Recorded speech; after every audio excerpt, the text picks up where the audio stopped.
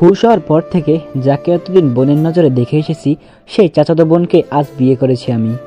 স্বপ্নেও ভাবিনি আমার জীবনে এমন একটা ভয়াবহ দিন আসবে। কবুল বলার সময় কষ্টে আমার বুকটা ফেটে যাচ্ছিল। আমার চাচাতো বোন রিমিকে বিয়ে করে যতটা না কষ্ট পেয়েছি তার চেয়েও হাজার গুণ বেশি কষ্ট পেয়েছি নিজের ভালোবাসার মানুষকে ধোঁকা দিয়ে।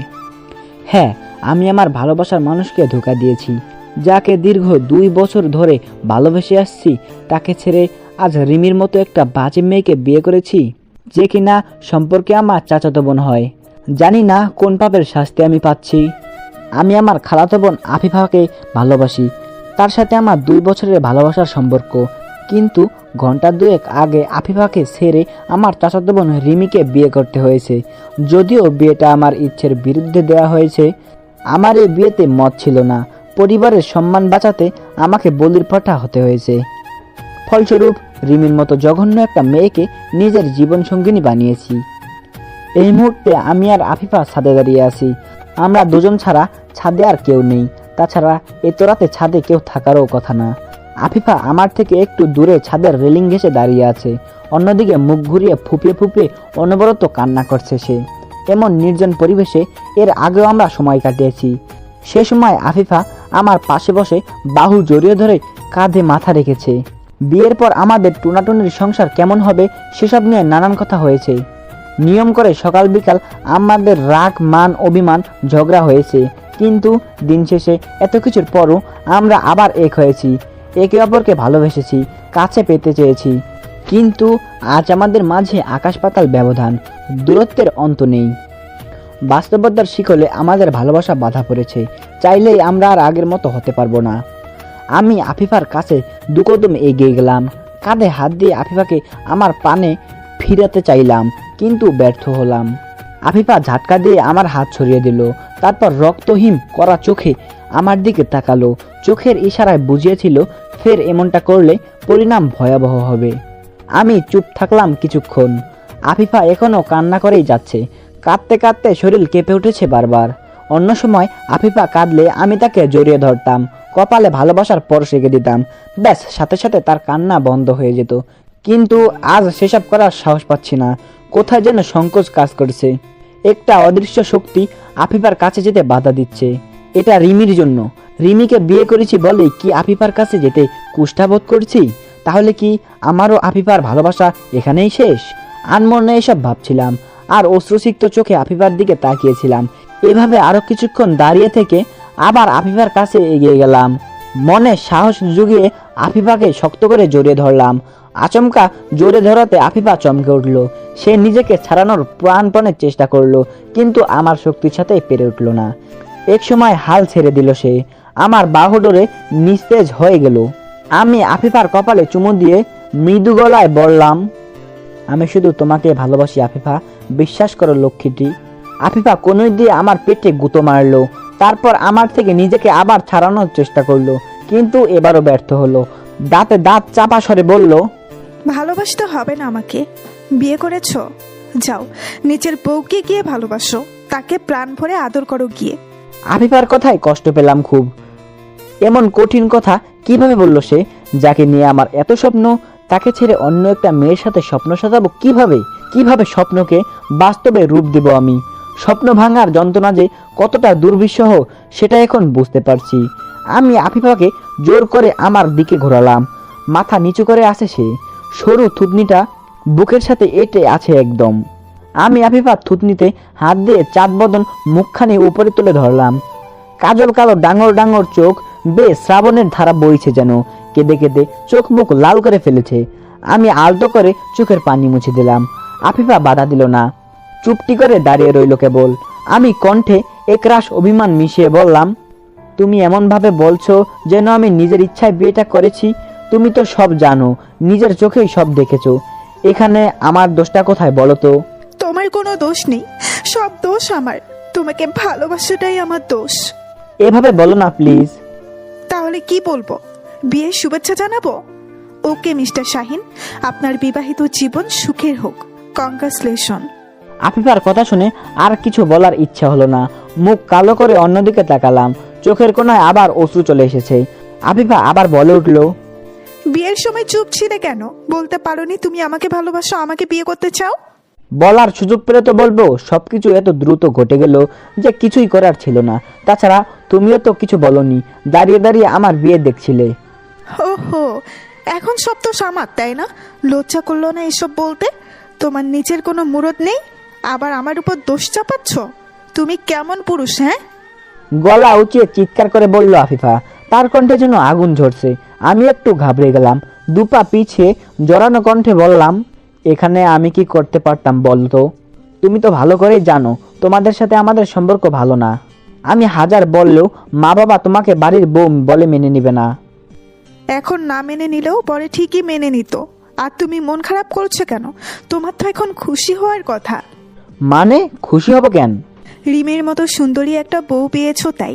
সত্যি বলতে তোমার কপালটা খুব ভালো। লাকি কপাল যাকে বলে। তুমি এতদিন গাছেরটাও খেয়েছো, এখন তলারটাও খাবে, আবার গাছের গোড়া কেটে উপরে পানিও ঢালবে। এবার কিন্তু বাড়াবাড়ি হয়ে যাচ্ছে আফিফা। তুমি ভালো করে জানো এই বিয়েতে আমার মত ছিল না। আর তাছাড়া আমি শুধু তোমাকেই ভালোবাসি। ভালোবাসা থাকলো কই, সব তো অন্য কেউ দখল করে নিবে। আসলে সত্যি কথা হচ্ছে তুমি আমাকে ভালোবাসোনি। ভালোবাসলে অনেক আগেই পরিবারকে আমাদের বিষয়টা জানাতে। কতবার বলেছি খালামণি আর খালুজানকে আমাদের কথা জানাও, তারা না মানলে পালিয়ে যাব, একদিন ঠিকই তারা মেনে নিবে। কিন্তু তুমি সবসময় এড়িয়ে গেছো। তখন যদি আমার কথা শুনতে তাহলে এমন দিন আসতো না। কি আর করব, যাও বইয়ের সাথে গিয়ে বাসর করো। এক নাগারে কথাগুলো বলে আফিফা দীর্ঘশ্বাস ছাড়লো। আমি চুপ করে দাঁড়িয়ে রইলাম কেবল। আফিফা অবশ্য কথাগুলো মিথ্যা বলেনি। আমার ছোট্ট একটা ভুলের কারণে আজ এই অবস্থা। আমি যে আফিফাকে ভালোবাসি সেটা আমাদের পরিবারের কেউ জানে না। আফিফা আমাকে প্রায় বলতো যাতে আমাদের ভালোবাসার কথা পরিবারকে জানাই, কিন্তু আমি বলবো বলবো করে আর বলিনি। ভেবেছিলাম পড়ালেখা শেষ করে সবাইকে জানাবো, তারপর সবার অনুমতি নিয়ে ধুমধাম করে আফিফাকে বিয়ে করে ঘরে তুলবো, আর না হলে আফিফাকে নিয়ে পালিয়ে যাব। কিন্তু সেসবের কিছুই আর হলো না। তাছাড়া মা বাবাকে আফিফার কথা না বলায় আরও একটা কারণ আছে। আফিফার মার সাথে মানে খালামণির সাথে জমি নিয়ে আমাদের ঝামেলা চলছে। থানা পুলিশ পর্যন্ত গড়িয়েছে বিষয়টা। তাই ভয়ে আর মা বাবাকে কিছু বলার সাহস হয়নি। অবশ্য খালামণির জন্য আফিফার সাথে মা বাবার কোনো রেষারেষি নেই।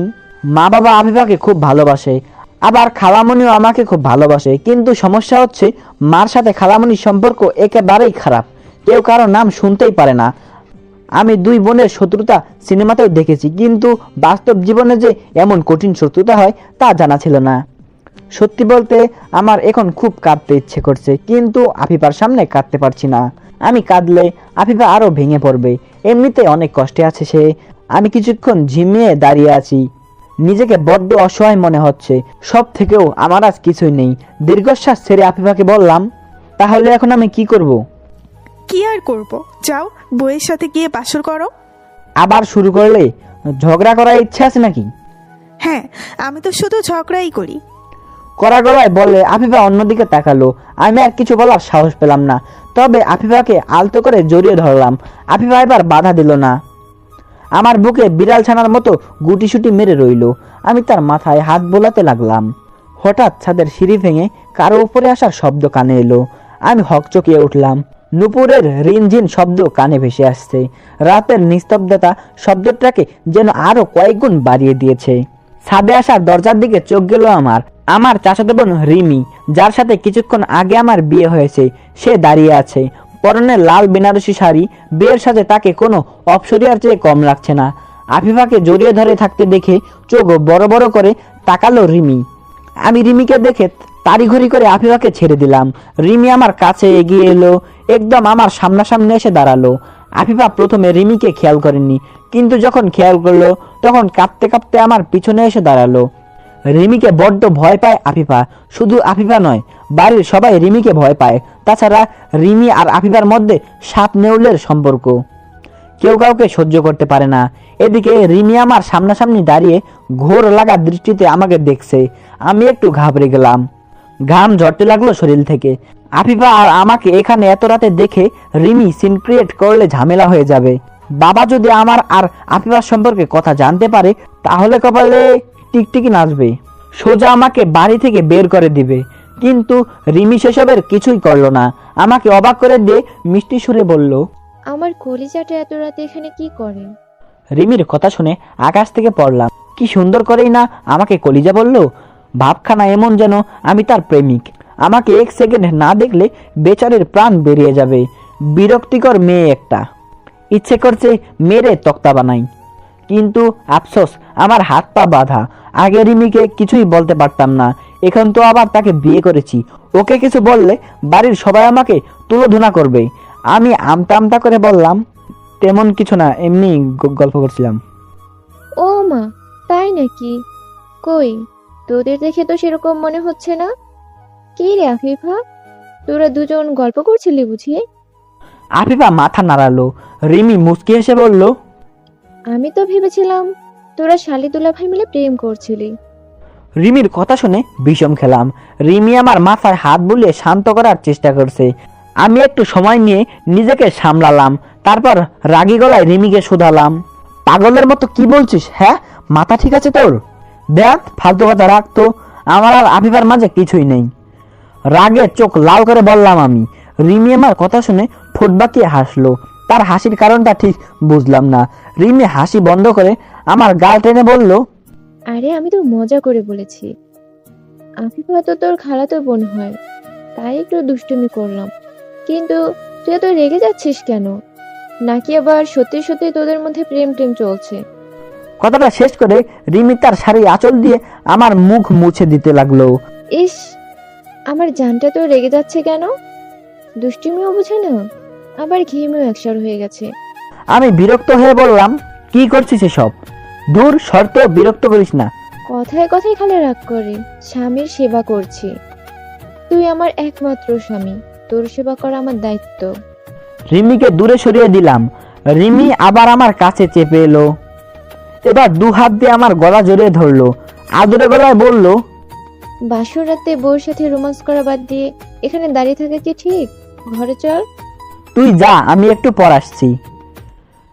রিমি কিছু বলল না, কিন্তু একটা ভয়ঙ্কর কাণ্ড ঘটিয়ে বসলো। আচমকা আমার ঠোঁটে কিস করলো, এবং সেটা আফিফার সামনেই। ঘটনাটা এত দ্রুত ঘটে গেল যে আমার কিছুই করার ছিল না। আমি শুধু কারেন্টের খাম্বার মতো শিকশিক হয়ে দাঁড়িয়ে রইলাম। রিমি আলতো করে আমার ঠোঁটে 2-3টা কিস করে আমাকে ছেড়ে দিল। তারপর দুষ্টামি হাসি দিয়ে বলল, এরকম আরো মিষ্টি চাইলে তাড়াতাড়ি চলে আয়, আমি তোর অপেক্ষায় আছি। তারপর রিমি হাসতে হাসতে ছাদ থেকে নেমে গেল। আমি যেন হাঁপ ছেড়ে বাঁচলাম।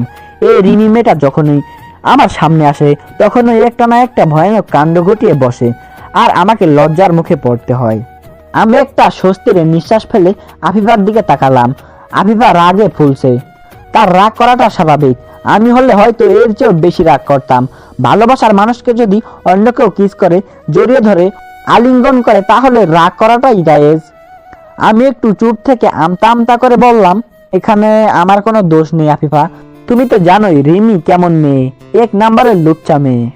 আফিফা কিছু না বলে হুট করে আমাকে জড়িয়ে ধরলো। এই মেয়েটা হঠাৎ হঠাৎ আমাকে অবাক করে দেয়। তখন আর কিছুই বলার থাকে না আমার, কেবল চুপ করে থাকি। আফিফা আমাকে জড়িয়ে ধরে কাঁদতে কাঁদতে বলল, আমি এসব কিছু জানি না শাহিন, তুমি শুধু আমার এটাই জানি। আমি আফিফার মাথাভর্তি ঘন কেশে চুমু দিয়ে বললাম, আমি শুধুই তোমার। আজ তো তোমার আর রিমির বাসর রাত। কথা দাও তুমি রিমিকে ছুঁয়েও দেখবে না। যদি রিমির সাথে উল্টাপাল্টা কিছু করো, তাহলে আমার মরা মুখ দেখবে। ছি, কি বললো এইসব? আমি রিমির সাথে কিছুই করব না। সত্যি তো? সত্যি সত্যি সত্যি। তুমি আমাকে বিশ্বাস করো না? করি। তাহলে ভয় পাচ্ছ কেন? কিছুই হবে না। এখন একটু হাসো তো। গোমরা মুখে তোমাকে আর ভালো দেখায় না। আফিফা একটু হাসার চেষ্টা করলো, কিন্তু হাসতে হাসতে হুট করে কেঁদে দিল। কাঁদতে কাঁদতে আমার বুকে মুখ লুকিয়ে ফেললো। আমি আফিফার কান্না থামানোর চেষ্টা করলাম না। আজ আফিফা প্রাণ খুলে কাঁদুক। চোখের পানির সাথে হয়তো তার মনের জমানো কষ্টগুলো ধুয়ে যাবে। কিন্তু আফসোস, আমি কাঁদতে পারছি না, কারণ ছেলেদের শত দুঃখেও কাঁদতে নেই। তাহলে আমার জমানো কষ্টগুলো কিভাবে দূর করব? উত্তর জানা নেই আমার। আফিফা কিছুক্ষণ কাঁদার পর চুপ হলো। কান্না মিশ্রিত গলায় বলল, আমি তোমাকে নিজের করে পাবো তো? ধুর পাগলি মেয়ে, আমি সারা জীবনের জন্যই তোমার আছি এবং থাকবো। আফিফা এবার সামান্য হাসলো, যে হাসির কোনো প্রাণ নেই, নেই কোনো সজীবতা, একদম নিস্তেজ হাসি। কিন্তু আফিফার এই নিষ্প্রাণ হাসি দেখেই আমার মন জুড়িয়ে গেল। হয়তো ভালোবাসার মানুষটার কষ্টটা একটু হলেও কমেছে তাই। হঠাৎ আবার কারো ছাদে আসার শব্দ কানে এলো। কে যেন সিঁড়ি ভেঙে ছাদে আসছে। ভাবলাম আবার মনে হয় রিমি আসছে। আমি আফিফাকে ছেড়ে দিলাম, কিন্তু এবার রিমি নয়, পাশের বাড়ির রাসেল ভাই আর মোমো ভাবি এলো। আমাকে দেখে রাসেল ভাই 32 পাটি দাঁত বের করে বললেন, কি মিয়া, বাসর ঘরে বউ রেখে এখানে কি হচ্ছে? নতুন লাইনে সংযোগ দিচ্ছ নাকি? এসব কিন্তু ঠিক না। রিমি জানতে পারলে তোমাকে কাঁচা চিবিয়ে খাবে। জানোই তো রিমি কেমন মেয়ে। কথাগুলো বলে মোমো ভাবি দুষ্টু হাসি দিল। পাশে থেকে রাসেল ভাইও তাল মিলালো। সত্যি বলতে মোমো ভাবি আর রাসেল ভাইয়ের কথাগুলো আমার কাছে কাটা ঘায়ে নুনের ছিটার মতো লাগছে। রাগে আমার পুরো শরীর কিলবিল করছে। আমি রাগটাকে কন্ট্রোল করে দাঁতে দাঁত চেপে বললাম, আপনারা দুজনে সবটা জানার পরেও এসব বলছেন? রাসেল ভাই আমাকে কিছু একটা বলতে গিয়ে থেমে গেল। আমার পাশে দাঁড়িয়ে থাকা আফিফার দিকে তাকালেন উনি, বললেন, আফিফা, তুমি এখন নিচে যাও, রাত অনেক হয়েছে। আফিফা আর কথা না বাড়িয়ে চলে গেল। রাসেল ভাই আর মোমো ভাবি আমার কাছে এগিয়ে এলো। শাহিন, যা হবার তা হয়ে গেছে, আবার নতুন করে শুরু করো। রিমি বড্ড ভালো মেয়ে, তোমাকে অনেক সুখে রাখবে। আপনি আমার জায়গায় হলে নতুন করে শুরু করতে পারতেন সবকিছু মেনে নিতে। রাসেল ভাই কিছু বললেন না, কেবল এক দৃষ্টিতে আমার পানে তাকিয়ে রইলেন। আমি আর কিছু না বলে নিচে নেমে এলাম। মানুষ চাইলেই সবকিছু নতুন করে শুরু করতে পারে না। কারো কারো কষ্টের ঘা সারা জীবনের জন্যও শুকায় না। আবার আমার ক্ষেত্রেও তাই ঘটেছে। আফিফাকে হারিয়ে হৃদয়ে যে ক্ষতর সৃষ্টি হয়েছে তা কখনো ঠিক হবে না। ও হ্যাঁ, এত কথা আর ঝগড়ার মাঝে নিজের পরিচয়টাই তো দেওয়া হলো না। আমি শাহিন আলম, মা বাবার একমাত্র সন্তান। এবার অনার্স ফাইনাল ইয়ারে পড়ালেখা করছি। আর একটু আগে যার সাথে আমার বিয়ে হয়েছে সে আমার চাচাতো বোন রিমি। সেও মা বাবার একমাত্র সন্তান। আমার সাথে এবার অনার্স ফাইনাল ইয়ারে পড়ালেখা করেছে। আমাদের এলাকায় যদি সুন্দরী মেয়ের লিস্ট করা হয় তাহলে রিমির নাম সবার উপরে থাকবে। রিমি এতটাই সুন্দরী যে যার কোনো অহংকার নেই, কিন্তু তার ব্যবহার দেখলে মনে হয় এটা হিটলারের মেয়ে। আর সবচেয়ে বড় কথা, রিমির মধ্যে লজ্জার ছিটে ফোঁটাও নেই। আমার সামনে এলে যেন বেহায়া হয়ে যায়, অথচ অন্যদের সামনে পাক্কা হুজুরানি সাজে। যত বেহায়াপনা শুধু আমার সাথেই করে। আমি এসব ভাবতে ভাবতে আমার ঘরের সামনে এসে দাঁড়ালাম। গতকাল অবধি এই ঘরটা শুধু আমার ছিল, কিন্তু আজ সেটা অন্য কারো দখলে। আমি মুখ ভার করে দরজাটা খুললাম। ঘরের ভিতরে ঢুকেই যা দেখলাম তাতে আমার চোখ কপালে উঠে গেল। জ্ঞান হারাবার মতো অবস্থা আমার। রিমি শুধু ব্লাউজ আর পেটিকোট পরে দাঁড়িয়ে আছে। বাসর ঘরে ঢুকে রিমির দিকে তাকাতেই চোখ কপালে উঠে গেল। ভূত দেখার মতো চমকে উঠলাম আমি। অবাক হয়ে জ্ঞান হারাবার মতো অবস্থা। রিমি শুধু ব্লাউজ আর পেটিকোট পরে দাঁড়িয়ে আছে। লজ্জায় আমার মরা মরা অবস্থা। রিমিকে এক নজর দেখেই অন্যদিকে দৃষ্টি সরিয়ে নিলাম। রিমি দুষ্ট হাসি দিয়ে কোমর দোলাচ্ছে, চোখ মুখ খুশিতে চকচক করছে তার। আমি অন্যদিকে তাকিয়ে দাঁতে দাঁত চেপে বললাম, তোর শাড়ি কই? শাড়ি খুলে এভাবে অর্ধলঙ্গ হয়ে দাঁড়িয়ে আছিস কেন? আজ আদরে আদরে ভরিয়ে দিব তোকে। তোকে আমার সবকিছু দেখাচ্ছি। তাছাড়া একটু পর তো নিজেই আমার শাড়ি খুলবি, তাই আগে থেকে সব খুলে রেখেছি যাতে তোর সময় নষ্ট না হয়। এখন বেশি কথা না বলে তাড়াতাড়ি শুরু কর তো। অধৈর্য হয়ে তাগাদা দিল রিমি। আমাকে কাছে পাবার জন্য মরিয়া হয়ে উঠেছে যেন।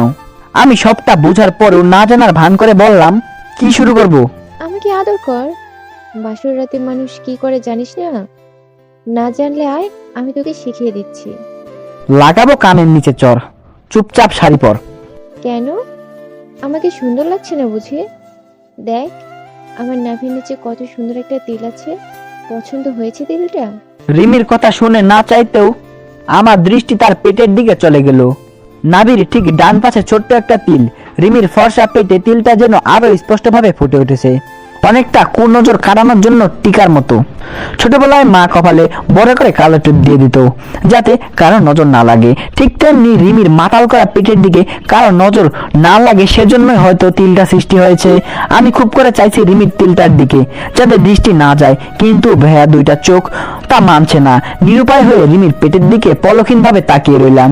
এমন মনে হচ্ছে কোনো এক অদৃশ্য শক্তি আমাকে রিমির কাছে টানছে। ঘোর কাটলো রিমির কথায়। আমি কিছু বললাম না। রিমি তার ঠোঁট জোড়া মৃদুভাবে কামড়ে বলল, আমার আরেকটা গোপন জায়গায় তিল আছে, দেখাবো? তোর মার খাওয়ার ইচ্ছা নাকি? শাড়ি পরতে বললাম না? নিজেকে সংবরণ করে রাগী গলায় শোধালাম আমি।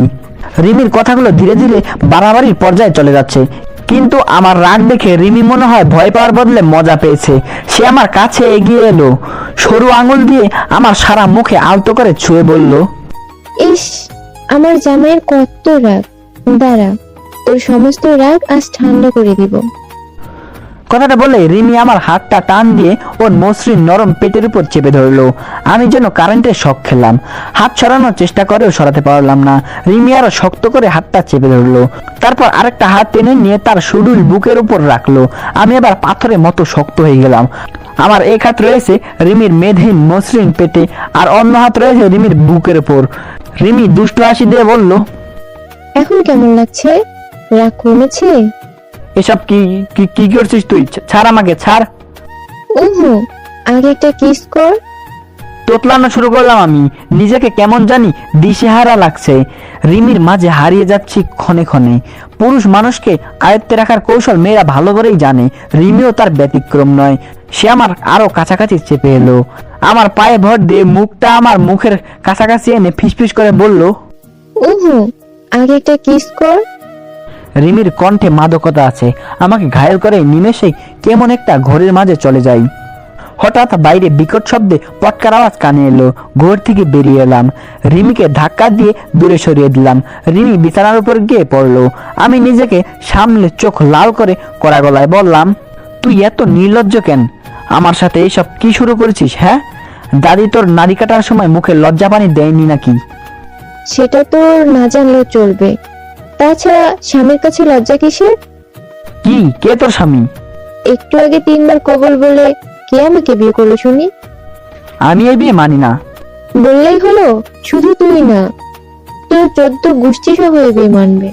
জোর গলা করলেই মিথ্যাটা সত্যি হবে না। তুই ভালো করে জানিস আমাদের বিয়েটা কিভাবে হয়েছে। তো এখন কি করতে চাচ্ছিস তুই? সেটা পরে বলছি, আগে প্লিজ তোর শরীর ঢাক। না, আমি এভাবেই থাকবো। তাহলে থাক তুই, আমি চলে যাচ্ছি। তোর মতো বেহায়া মেয়ের সাথে এক ঘরে থাকা আমার পক্ষে সম্ভব নয়। কথাটা বলে আমি রুম থেকে বের হতে যাব, অমনি রিমি দরজার কাছে এসে আমাকে টেনে ধরলো। চোখ পাকিয়ে বলল, রুমের বাইরে এক পাও ফেলবি না। তুই বস, আমি শাড়ি পরে আসছি। তারপর রিমি বিছানার উপরে থাকা শাড়িটা নিয়ে ওয়াশরুমে চলে গেল। আমি সোফায় বসে গা এলিয়ে দিলাম। চিন্তা করছি কিভাবে রিমির থেকে মুক্তি পাওয়া যাবে। এই মেয়ের সাথে থাকা আমার পক্ষে অসম্ভব, একেবারেই অসম্ভব। বিয়ের প্রথম রাতেই যা শুরু করেছে, তাতে বাকি দিন তো পরেই আছে। তাছাড়া আমি আফিফাকে ভালোবাসি, তাই আফিফার জন্য হলেও রিমির থেকে আলাদা হতে হবে। আমি আফিফাকে নতুন করে আবার কষ্ট দিতে চাই না। এমনিতে বেচারিকে অনেক কষ্ট দিয়ে ফেলেছি। তবে আমি একটা হিসাব মেলাতে পারছি না। রিমি এত সহজে বিয়েটা মেনে নিল কেন? সে তো বিয়েই করতে চাচ্ছিল না। তাহলে আমার সাথে বিয়ে হতে তার মাঝে অশান্তির কোনো চিহ্ন নেই কেন? বরং মনে হয় রিমি খুবই খুশি।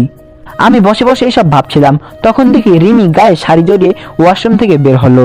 কিন্তু শাড়িটা এমন ভাবে পরেছে যে শরীরে সবকিছু আগের মতোই দেখা যাচ্ছে। শাড়িটা কোনো রকম গায়ে পেঁচিয়ে চলে এসেছে। আমি চোখ কপালে তুলে বললাম, এভাবে শাড়ি পরেছিস কেন? একা একা পড়তে পারছি না, তুই একটু হেল্প কর তো। আমি কিভাবে হেল্প করব? আমি শাড়ি পরাতে পারি না। একদম মিথ্যা বলবি না, চুপচাপ আমাকে শাড়ি পরিয়ে দে।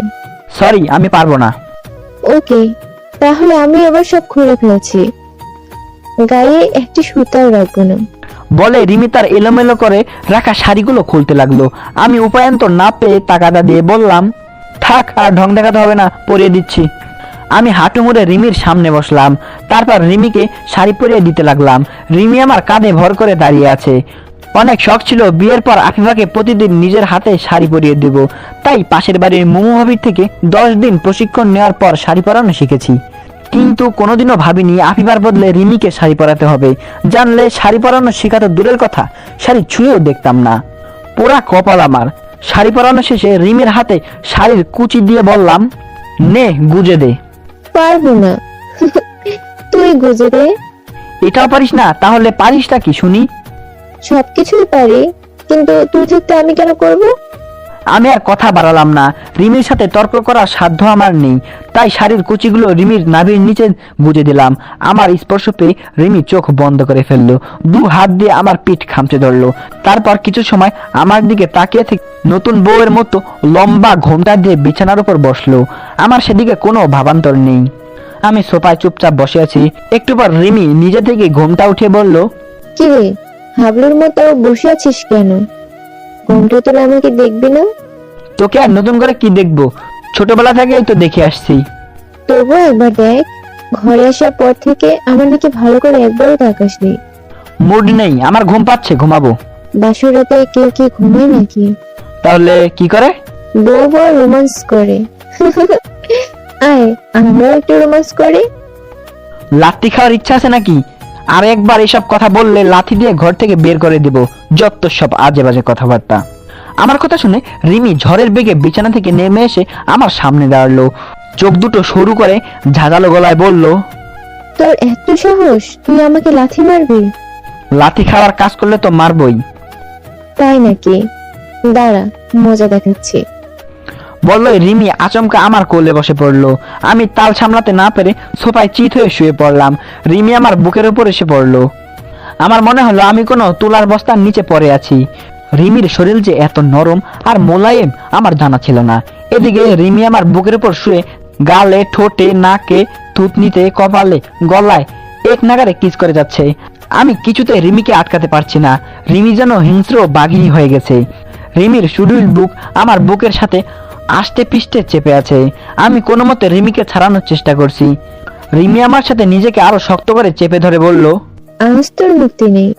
আজ তোকে দেখাবো বাসর রাতে মানুষ কি কি করে। বলে রিমি আমার ঠোঁটে ঠোঁট ডুবিয়ে দিল।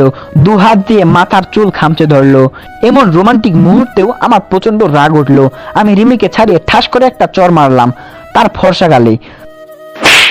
চর খেয়ে রিমি সোফার উপর থেকে ফ্লোরে পড়ে গেল।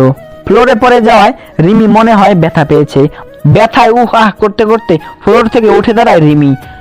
আমার দিকে ঘোর লাগা দৃষ্টিতে তাকিয়ে থাকে কিছু সময়। চেহারায় রাগের আভা স্পষ্ট। আমি ভয়ে চুপসে যাই।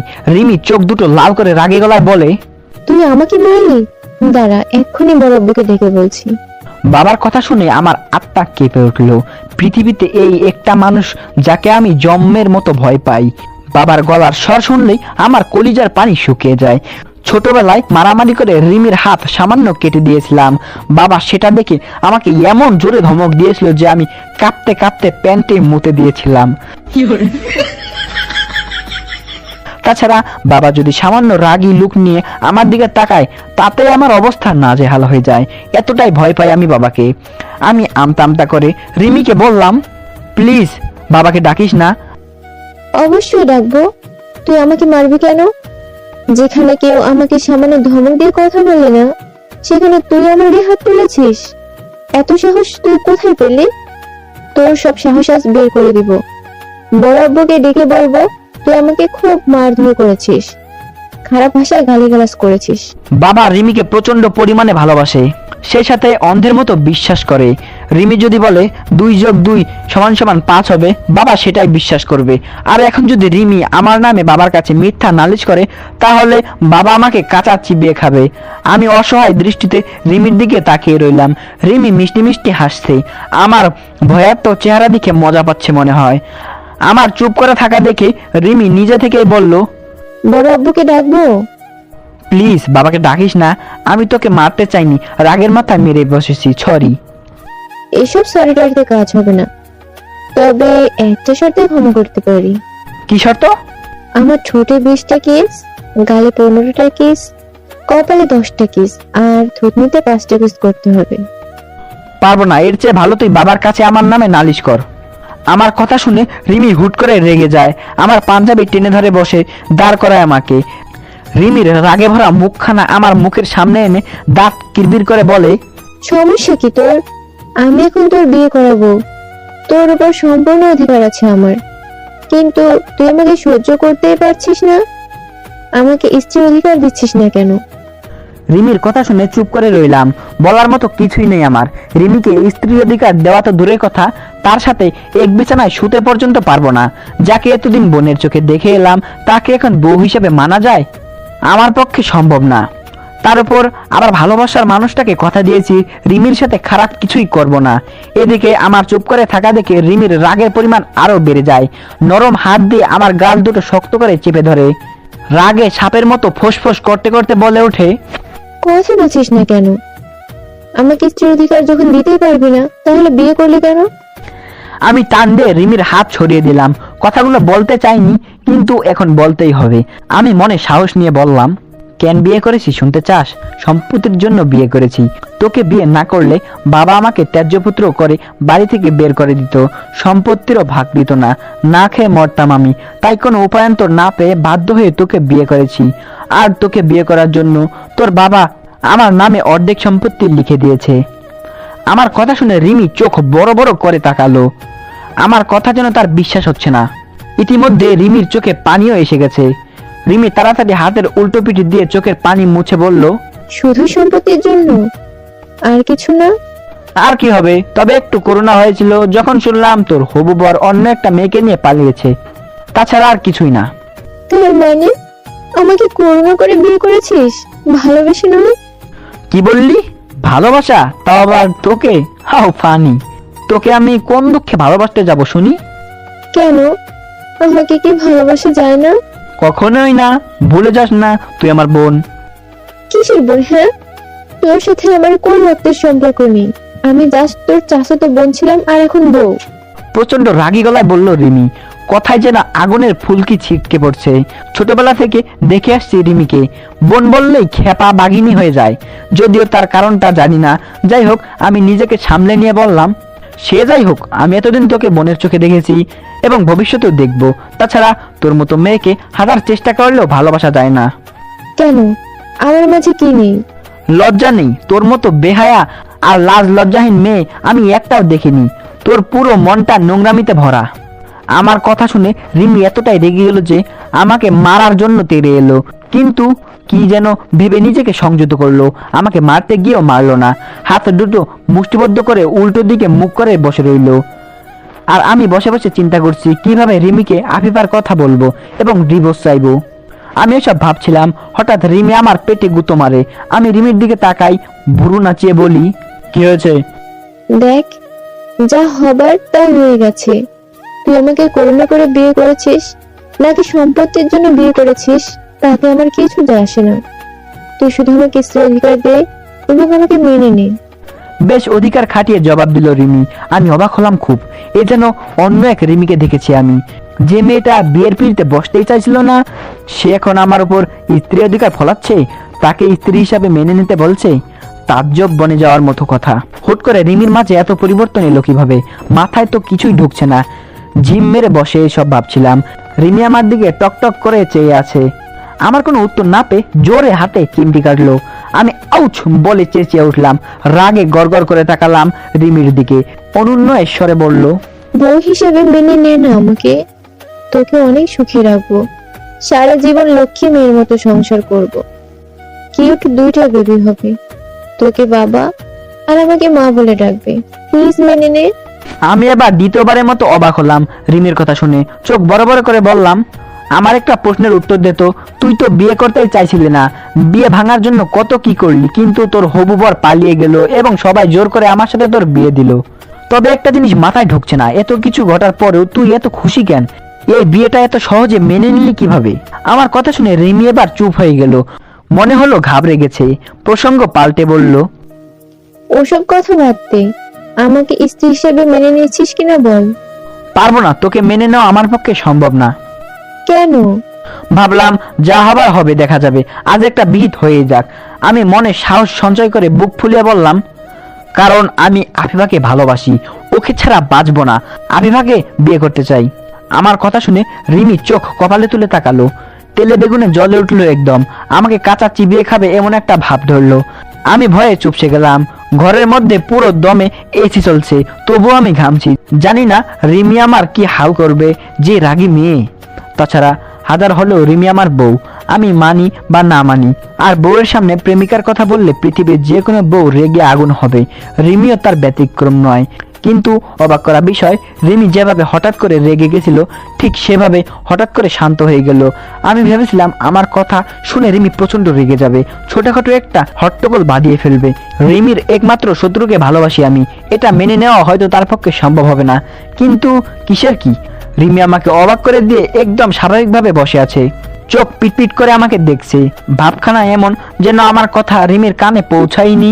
আমি এবার একটু জোরেই বললাম, শুনতে পেয়েছিস আমার কথা? আমি আফিফাকে ভালোবাসি, ওর সাথে আমার 2 বছরের সম্পর্ক। রিমি আমার দিকে শান্ত চোখে তাকালো, তার মার্বেল সাইজের চোখ দুটো সরু করে বলল, বারবার বলা লাগবে না, আমি আগে থেকেই জানি। রিমির কথা শুনে এবার আকাশ থেকে পড়লাম, আমি নড়ে চড়ে বসলাম। এমন মনে হলো আমি ভুল শুনেছি। রিমি আমার আর আফিফার ব্যাপারে সব জানে কিভাবে? আমি তাগাদা দিয়ে বলি, কবে থেকে জানিস? তোদের রিলেশনের শুরু থেকেই। তোরা একসাথে কোথায় কোথায় ঘুরেছিস, কখন কি করেছিস, কোন রেস্টুরেন্টে খেয়েছিস, কবে বিয়ে করবি, হানিমুনে কোথায় যাবি, বিয়ের পর কয়টা বেবি নিবি, আরো অনেক কিছু। ইনফ্যাক্ট একটু আগে ছাদে তোরা কি কথা বলেছিস সেসবও জানি। রিমির কথা শুনে কি বলবো ভেবে পেলাম না। রিমি যে আমার সম্পর্কে তলে তলে এত কিছু জানে তা আমার ধারণার বাইরে ছিল। আমি দাঁতে দাঁত চেপে অবাক করায় বললাম, তুই যখন আগে থেকে আমার আর আফিফার ব্যাপারে সবটা জানিস, তাহলে আমার সাথে বিয়ে বসতে রাজি হলি কেন? তুই অন্তত বিয়েটা ক্যান্সেল করতে পারতি। পাগল নাকি? বিয়ে ক্যান্সেল করার কোনো প্রশ্নই আসে না। কেন? এমনি আমার ইচ্ছা। তোর ইচ্ছে মানে কি? বিয়েটা কি তোর কাছে পুতুল খেলা মনে হয় নাকি? পুতুল খেলা মনে হবে কেন? বিয়ে হচ্ছে ভালোবাসার পবিত্র বন্ধন, যে বন্ধন স্বয়ং আল্লাহ জোড়া লাগিয়ে দেয়। এ তুই যখন জানিস তাহলে বিয়েতে রাজি হলি কেন? তুই ভালো করে জানিস আমি হাজার চেষ্টা করলেও এই বিয়ে নামক বন্ধন মানতে পারবো না। আমার বন্ধন আগে থেকে আল্লাহ আফিফার সাথে জুড়ে দিয়েছে। রিমি মুখ বাঁকিয়ে টিটকারি করলো। আমার কথার কোনো গুরুত্বই দিল না সে, বরং অন্যদিকে মুখ ঘুরে বিড়বিড় করে কি যেন বলতে লাগলো। আমি তাগাদা দিয়ে বললাম, কিছু বলছিস না কেন? বল, কেন আমাকে বিয়ে করেছিস, নাকি তোর অন্য কোনো মতলব আছে? কোনো মতলব নেই, আমি তোকে ভালোবাসি তাই বিয়ে করেছি। রিমির কথা শুনে অবাকের চরম মাত্রায় পৌঁছে গেলাম। মাথায় যেন আকাশ ভেঙে পড়েছে। রিমি আমাকে ভালোবাসে? এটা কিভাবে সম্ভব? আমি চোখ বড় বড় করে বললাম, মাথা ঠিক আছে তোর? আমাকে ভালোবাসিস মানে কি? ভালোবাসি মানে ভালোবাসি, আর ভালোবাসি বলেই তোকে বিয়ে করেছি। কানের নিচে লাগাবো চর। ফাজলামি হচ্ছে আমার সাথে? মা, ফাজলামো করবো কেন? ছোটবেলা থেকে ইচ্ছে ছিল যার সাথে আমার বিয়ে হবে তাকে খুব ভালোবাসবো, আর আজ তোর সাথে আমার বিয়ে হয়েছে তাই তোকে ভালোবাসি। এটা ভালোবাসা নয়, ভালো লাগা। তাছাড়া তোর মতো মেয়ে কাউকে ভালোবাসতে পারে না। কেন পারে না? আমার কি মন নেই, নাকি কাউকে ভালোবাসতে মানা আছে? তা নেই, কিন্তু তোর মতো অভদ্র মেয়ের পক্ষে কাউকে ভালোবাসা অসম্ভব।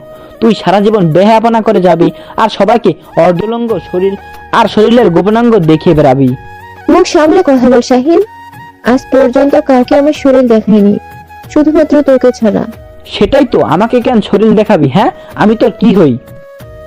তুই আমার স্বামী, আমার উপর তোর হক আছে, আমার সবকিছু দেখার অধিকার আছে, তাই তোকে আমার সবকিছু দেখিয়েছি। এখানে দোষের কিছুই নেই। আচ্ছা বুঝলাম, কিন্তু বিয়ের আগে কেন আমাকে শরীর দেখিয়েছিস? তখন তো আমি তোর স্বামী ছিলাম না। রিমি চুপ হয়ে গেল, কিছু বলতে চেয়েও বলল না। তবে মুখ ঘুরিয়ে আবার বিড়বিড় করে কিছু একটা বলল। এবারও আমি শুনতে পেলাম না। রাগে ধমক দিয়ে বললাম, ফিসফিস করে কি বলছিস? দেখ শাহিন, পুরোনো কাসুন্দি ঘেটে লাভ নেই। ছোটবেলা থেকে আমি তোর মতো কাউকে জীবনসঙ্গী হিসেবে চেয়েছি। আলহামদুলিল্লাহ, আল্লাহ আমার কথা শুনেছে, তাই তোকে পেয়েছি। তাই আমি আর পুরোনো কথা ভাবতে চাইছি না। আগে আমাদের মধ্যে যা ছিল সব বাদ। আজ থেকে আমরা স্বামী স্ত্রী। কচুর স্বামী স্ত্রী? আমরা আগেও ভাই বোন ছিলাম আর ভবিষ্যতেও ভাই বোন হিসাবেই থাকবো। আর আমাকে খবরদার নাম ধরে ডাকবি না, ভাইয়া বলে ডাকবি। রিমি রাগে হিসিয়ে উঠলো, আমার কাছে এসে পাঞ্জাবির কলার টেনে ধরে দাঁড় করালো। মুখটা আমার মুখের কাছে এনে দাঁত কিরবির করে চিৎকার দিয়ে বলল, তাই নাকি? সেই হিসেবে তো আফিফাও তোর বোন হয়। তুই যদি তোর খালাতো বোনকে ভালোবাসতে পারিস, তাহলে আমি কেন আমার চাচাতো ভাইকে ভালোবাসতে পারবো না? রিমির কথা শুনে তাজ্জব বনে গেলাম। কি সাংঘাতিক যুক্তি রে বাবা! এই মেয়েটার কথার সাথে কোনো কালে আমি পেরে উঠিনি। চ্যাটাং চ্যাটাং করে কথা বলে বারবার আমার মুখ ভোতা করে দিয়েছে। আমি আর কথা বাড়ালাম না। রিমির থেকে পাঞ্জাবের কলার ছাড়িয়ে বেলকনিতে গিয়ে দাঁড়ালাম। রিমির আজাইরা পেঁচাল শুনতে ইচ্ছে করছে না, তার উপর মনটা ভীষণ খারাপ। আফিফার কথা খুব মনে পড়েছে। আজ সারা রাত হয়তো কেঁদে কেঁদে পার করে দিবে। মেয়েটা বড্ড ভালোবাসে আমাকে। বারান্দায় গিল ধরে আফিফার কথা ভাবছিলাম। কিছুক্ষণ পরে রিমিও বেলকনিতে এলো। আমার সেদিকে কোনো ভ্রুক্ষেপ নেই। আমি আমার ভাবনার জগতে ব্যস্ত। আমার পাশে তাকিয়ে রিমি কিছু সময় নীরব থেকে আমার পাঞ্জাবি ধরে টান মারে। আমি চোখ মুখে এক রাশ বিরক্ত নিয়ে রিমির পানে তাকাই। কর্কশ গলায় বলি, সমস্যা কি তোর? আমাকে একটু একা থাকতে দে প্লিজ। বউ থাকতে একা থাকবি কেন? শোন, আমি তোর জায়গায় থাকলে এতক্ষণে সেই লেভেলে রোমান্স শুরু করে দিতাম। আমি কিছু বললাম না, দাঁত মুখ খিচে চুপ করে দাঁড়িয়ে রইলাম। রিমির সাথে কথা বলার একদম ইচ্ছে নেই। এই মেয়েটা বক বক করে আমার মাথা খারাপ করে দিবে। এমনিতেই মেজাজ গরম আছে। এদিকে আমার চুপ করে থাকা দেখে রিমি আমার পেটে গুঁতো দিয়ে বলল, এই শাহিন, রাত তো শেষ হয়ে এলো, বিড়াল মারবি কখন? বাসর রাতে বিড়াল মারতে হয়, জানিস না?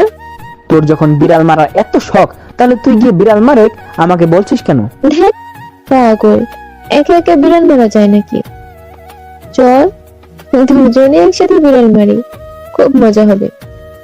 আমার হাতে মাইন না খেতে চাইলে এখান থেকে যা বলছি, আর একটা আজে বাজে কথা বললে চড়িয়ে গাল লাল করে দেব। আরে রেগে যাচ্ছিস কেন? আমার কি দোষ? ভাবে তো বলেছে বাসর রাতে বিড়াল মারতে হয়। দূর, আমার কপালটাই খারাপ।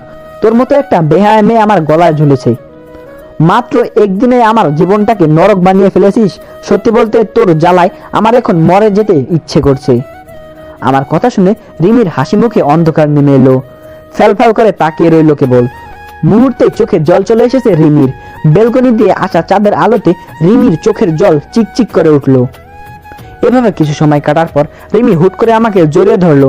তারপর কান্না মাখা গলায় বলল, ওসব কথা বলিস না শাহিন, তোর কিছু হয়ে গেলে আমিও বাঁচবো না। বিশ্বাস কর, আমি তোকে অনেক ভালোবাসবো। আমার ভালোবাসা দিয়ে তোর সব কষ্ট ভুলে দিব। দূর, এসব ঢং বাদ দে, অনেক দেখেছি এসব, বলে রিমিকে জোর করে ছাড়িয়ে দিলাম। রিমি আবার আমাকে জড়িয়ে ধরলো, এবার আগের চেয়ে বেশি শক্ত করে। আষ্টে পিষ্টে নিজেকে আমার বুকের মাঝে চেপে ধরলো। আমি বিরক্ত হলাম। রিমি আমার বুকে মাথা রেখে ফোপাতে ফোপাতে বলল, আমাকে শুধু একটা সুযোগ দে, আমি সব ঠিক করে দিব। তোকে এত ভালোবাসা দিব যে তুই সব ভুলে যাবি। মন প্রাণ উজাড় করে ভালোবাসবো তোকে। রিমির কথার প্রশ্নোত্তরে আমি কিছু বলি না। ওকে আমার বুক থেকে সরানোর চেষ্টা করি, কিন্তু পারি না। রিমি কিছু সময় জড়িয়ে থেকে মাথা উঁচিয়ে আমার পানে তাকায়, নরম হাত দিয়ে আমার গাল দুটো চেপে ধরে, আদুরে গলায় বলে, প্লিজ আপনাকে ভুলে আমাকে মেনে নে। চল সবকিছু আবার নতুন করে শুরু করি। চাইলেও সবকিছু নতুন করে শুরু করতে পারবো না। তোর কাছে একটা জিনিস চাইবো, দিবি? বল কি জিনিস? আমাকে ডিভোর্স দিয়ে দে, আমি তোর থেকে মুক্তি চাই। আমার কথা শোনা মাত্রই রিমি আমাকে ছেড়ে দেয়। রিমির কান্না ভেজা ঈষৎ গোলাপি চেহারাটা হঠাৎ করে লাল হয়ে যায়। ইতিমধ্যেই রিমির কান্নাও থেমে যায় এবং চোখ মুখ শক্ত করে আমার দিকে চেয়ে আছে, ঠিক যেমন করে কোনো ক্ষুধার্ত প্রাণী তার শিকারের দিকে তাকিয়ে থাকে। রিমির ভাবসাব দেখে মনে হচ্ছে আমাকে লবণ মরিচ ছাড়াই গিলে খাবে। আমি এসব ভাবছিলাম, হঠাৎ রিমি আমার পাঞ্জাবি ধরে টানতে টানতে ঘরে নিয়ে আসে। তারপর ধাক্কা দিয়ে আমাকে বিছানায় ফেলে দেয় এবং আমার বুকের উপর চড়ে বসে। তারপর দুই হাত দিয়ে শক্ত করে আমার গলা চেপে ধরে। আমার নিঃশ্বাস বন্ধ হয়ে আসে। রিমির কাছে ডিভোর্স চাওয়াতে সে এতটা রেগে যাবে ভাবিনি। রাগে অগ্নিশর্মা হয়ে তীক্ষ্ণ দৃষ্টিতে আমাকে দেখছে, যেমন করে কোনো ক্ষুধার্ত প্রাণী তার শিকারের দিকে তাকিয়ে থাকে। আমার নিঃশ্বাস বন্ধ হয়ে আসে। আমি চাপা স্বরে বলি, রিমি, আমার খুব কষ্ট হচ্ছে, ছাড় আমাকে। কষ্ট তো আমারও হচ্ছে, তার কি হবে? আমি আর কিছু বলতে পারি না। চোখ বন্ধ করে শ্বাস নেওয়ার চেষ্টা করি। রিমি আমার গলা ছেড়ে চুল টেনে ধরে আমার মাথা টেনে তুলে রিমির মুখ বরাবর নিয়ে আসে। ফলে রিমির ঘন গরম নিঃশ্বাস আমার বুকে এসে পড়ে। রিমির সেই গরম নিঃশ্বাসের তাপে আমার চেহারা পুড়ে যাবে মনে হয়। রিমি রাগে গড়গড় করে চিৎকার দিয়ে বলল, তোর সাহস কি করে হলো ডিভোর্স দেওয়ার? ভালো ব্যবহার করছি বলে যা খুশি বলবি নাকি?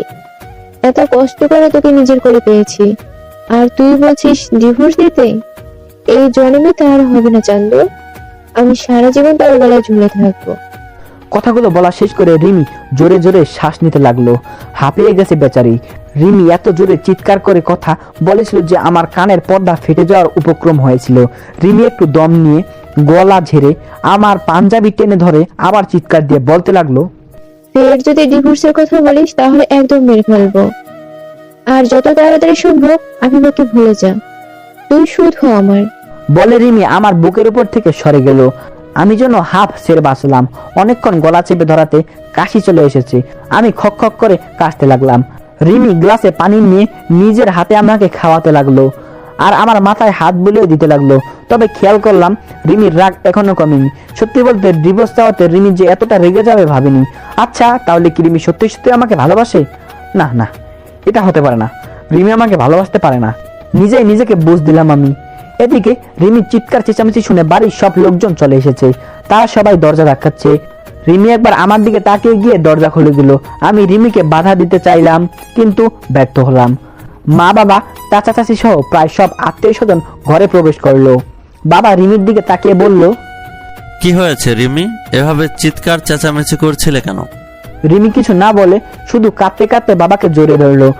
রিমির হুট করে কান্না দেখে সবাই ঘাবড়ে গেল, বাবা তো আরো বেশি। আমার বাবার জান হচ্ছে রিমি।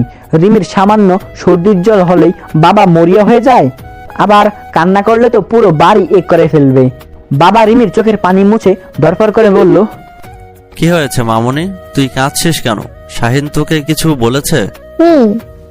তোমার ছেলে আমার সাথে খুব খারাপ ব্যবহার করেছে, আমার গায়ে হাত তুলেছে আর বৃষ্টি ভাষায় গালিগালাজ করেছে। রিমির কথা শুনে সবাই ভূত দেখার মতো চমকে উঠলো, আর আমি পড়ে গেলাম বিপাকে। আজ আমি শেষ। বাবা আজ আমার কি হাল করবে তা শুধু আল্লাহই জানে। আমি মনে মনে আল্লাহকে স্মরণ করছি।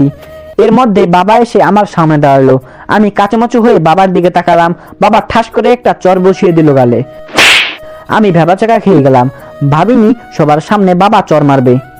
আমি গালে হাত দিয়ে ফেল করে বাবার দিকে তাকিয়ে রইলাম। বাবা ধমক দিয়ে বলল, আবার যদি আমার মেয়েকে কাঁদিয়েছিস তাহলে মেরে তক্তা বানাবো।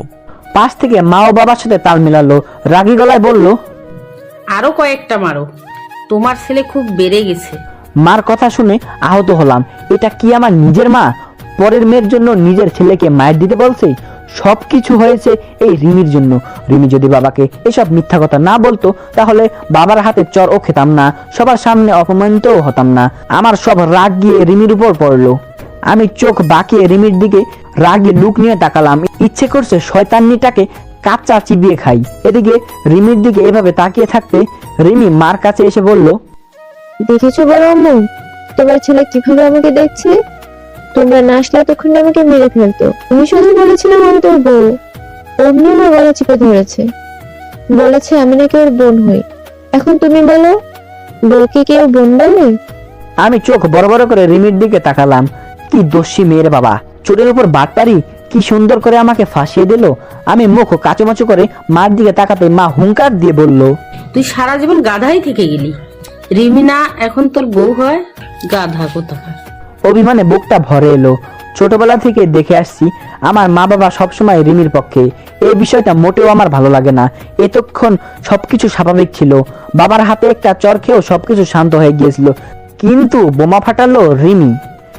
মার বুকে মাথা রেখে কাঁদতে কাঁদতে বলল, জানো বড় আম্মু, তোমার ছেলে আমাকে ডিভোর্স দিতে চায়, বলে আমি কিনা খারাপ মেয়ে, আমার সাথে সংসার করবে না। রিমির কথা শুনে তো মা রেগে ফেটে পড়লো। রাগে গজগজ করতে করতে কষিয়ে একটা চর লাগালো আমার গালে। তারপর রাগে দাঁত কিরমির করে বলল, তোর কপাল ভালো, রিমির মতো এত ভালো একটি মেয়ে তোর জীবন সঙ্গী হিসেবে পেয়েছিস। রিমির মতো মেয়েই হয় না। আর তুই কি না আল্লাহর কাছে শুকরিয়া আদায় করা বাদ দিয়ে ডিভোর্স চাচ্ছিস? আরেকবার ওইসব অলক্ষণীয় কথা মুখে আনলে হাড্ডি ভেঙে দেব। তোমরা শুধু হাড্ডি কেন, আমাকে মেরে ফেললেও রিমির সাথে সংসার করব না। আজ হোক কাল হোক ওকে আমি ডিভোর্স দিবই। মা এবার আরো রেগে গেল, আমাকে মারার জন্য আবার তেড়ে এলো, কিন্তু রাসেল ভাই সারমার করে এসে আমাকে বাঁচালো। মার থেকে আমাকে ছাড়িয়ে টানতে টানতে বাইরে নিয়ে এলো। তারপর আমার মাথায় চাটা মেরে বলল, মাথা ঠিক আছে তোর? আজকে বিয়ে করে আজকেই ডিভোর্স দিতে চাচ্ছিস? তাছাড়া আর কোনো উপায় নেই রাসেল ভাই, আমি ওই মেয়েটার সাথে থাকতে পারবো না। আমার দম বন্ধ হয়ে আসে, প্লিজ আপনি কিছু একটা করেন। আমি এখন আন্দাজি কি করব? দেখ, যা হবার তা হয়ে গেছে। তুই আর এসব নিয়ে সিন ক্রিয়েট করিস না। আল্লাহ যা করেন ভালোর জন্যই করে। অত কিছু আমি বুঝি না, আমি জাস্ট রিমির থেকে মুক্তি চাই। আপনি আমাকে হেল্প করবেন কিনা বলেন। আচ্ছা, আমি দেখছি কি করা যায়। তুই শুধু মাথা গরম করিস না, আজকে রাতটা পার হতে দে, তারপর কিছু একটা করে তোদের ডিভোর্স ব্যবস্থা করব। আপনাকে অনেক ধন্যবাদ রাসেল ভাই, আপনি একমাত্র মানুষ যে সবসময় আমার পাশে থাকে। থাক, আর ধন্যবাদ দিতে হবে না, ভিতরে চল। আর খবরদার রিমির সাথে রাগারাগি করবি না। আমি মাথা নাড়ালাম। রাসেল ভাই আমাকে রুমে নিয়ে এলো। মা বাবা ও আত্মীয় স্বজনকে বুঝিয়ে সুঝিয়ে নিয়ে চলে গেল। যাওয়ার আগে অবশ্য সবাই আমাকে কড়া গলায় শাসিয়ে গেছে। রিমিকে কিছু বললে বা মারলে আমাকে ঘাড় ধাক্কা দিয়ে বাড়ি থেকে বের করে দেবে। আমি মুখ ভার করে সোফার উপর গিয়ে বসলাম। রিমি দরজা লাগিয়ে আমার কাছে এলো, নরম গলায় বলল, বিছানায় চল, চুপচাপ বিছানায় চল। আমি এখানে ঠিক আছি। আমার মাথা গরম করাবে না বলে দিলাম। আমি বাধ্য শিশুর মতো রিমির কথা মানলাম। চুপচাপ বিছানায় গিয়ে বসলাম। রিমি আমার সামনে এসে দাঁড়ালো, মুচকি হাসি দিয়ে বলল, উঠে দাঁড়া। এখন আবার কি হলো? এখন কি ফ্লোরে বসতে হবে নাকি? আরে না, উঠে দাঁড়া, আমি সালাম করব। হুট করে সালাম করবি কেন?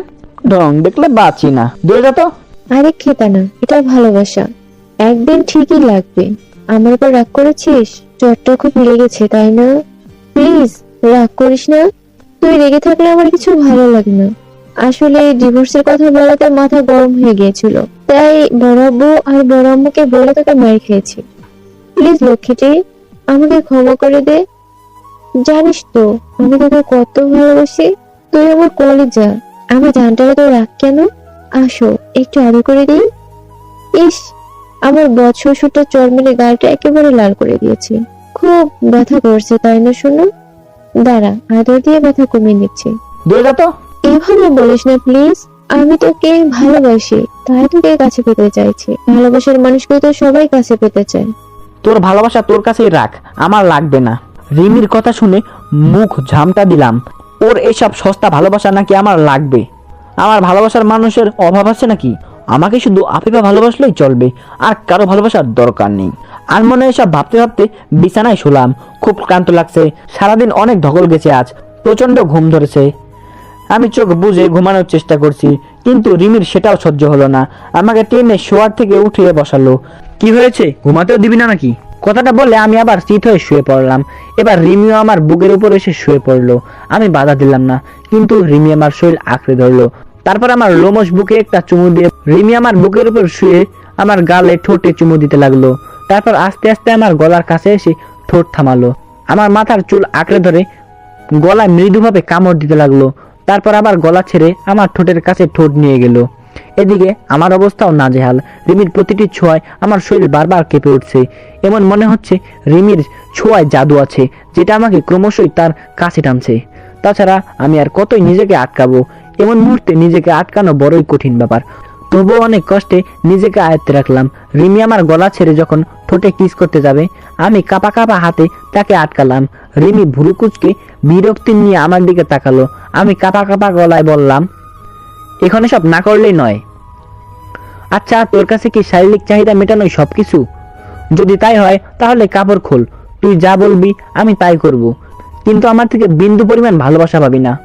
কিন্তু আমি চাই না, আর তোকে ভালোবাসিও না। প্লিজ আমাকে বিরক্ত করিস না, শান্তিমতো একটু ঘুমাতে দে, আমি খুব ক্লান্ত। ঠিক আছে, ঘুমা, আমি আর কিচ্ছু করবো না, শুধু তোর বুকে মাথা রেখে শুয়ে থাকবো। না, আমার বুকের উপর থেকে মাথা সরা, এসব ঢং আমার ভালো লাগে না। আমি জোর করে রিমিকে আমার বুকের উপর থেকে সরিয়ে দেই। তারপর আমাদের মাঝে কোলবালিশটা রেখে দেই। এতে রিমি প্রচন্ড চেতে যায়, দাঁত কিরমির করে বলে, মাঝখানে কোলবালিশ রাখলি কেন? তো দর্শক বন্ধুরা, চলুন আমরা এখন চলে যাই ফ্ল্যাশব্যাকে। দেখা যাক কিছুদিন আগে আমাদের মধ্যে কি হয়েছিল।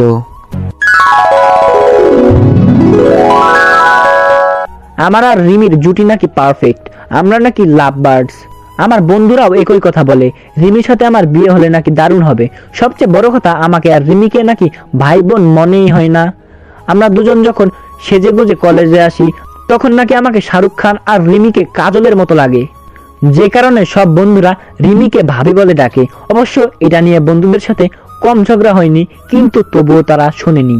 আমার বন্ধুরা নাকি মরে যাবে, তবুও রিমিকে ভাবি ডাকা বন্ধ করবে না। তবে আমি যতদূর জেনেছি, এর পিছনে রিমির হাত রয়েছে।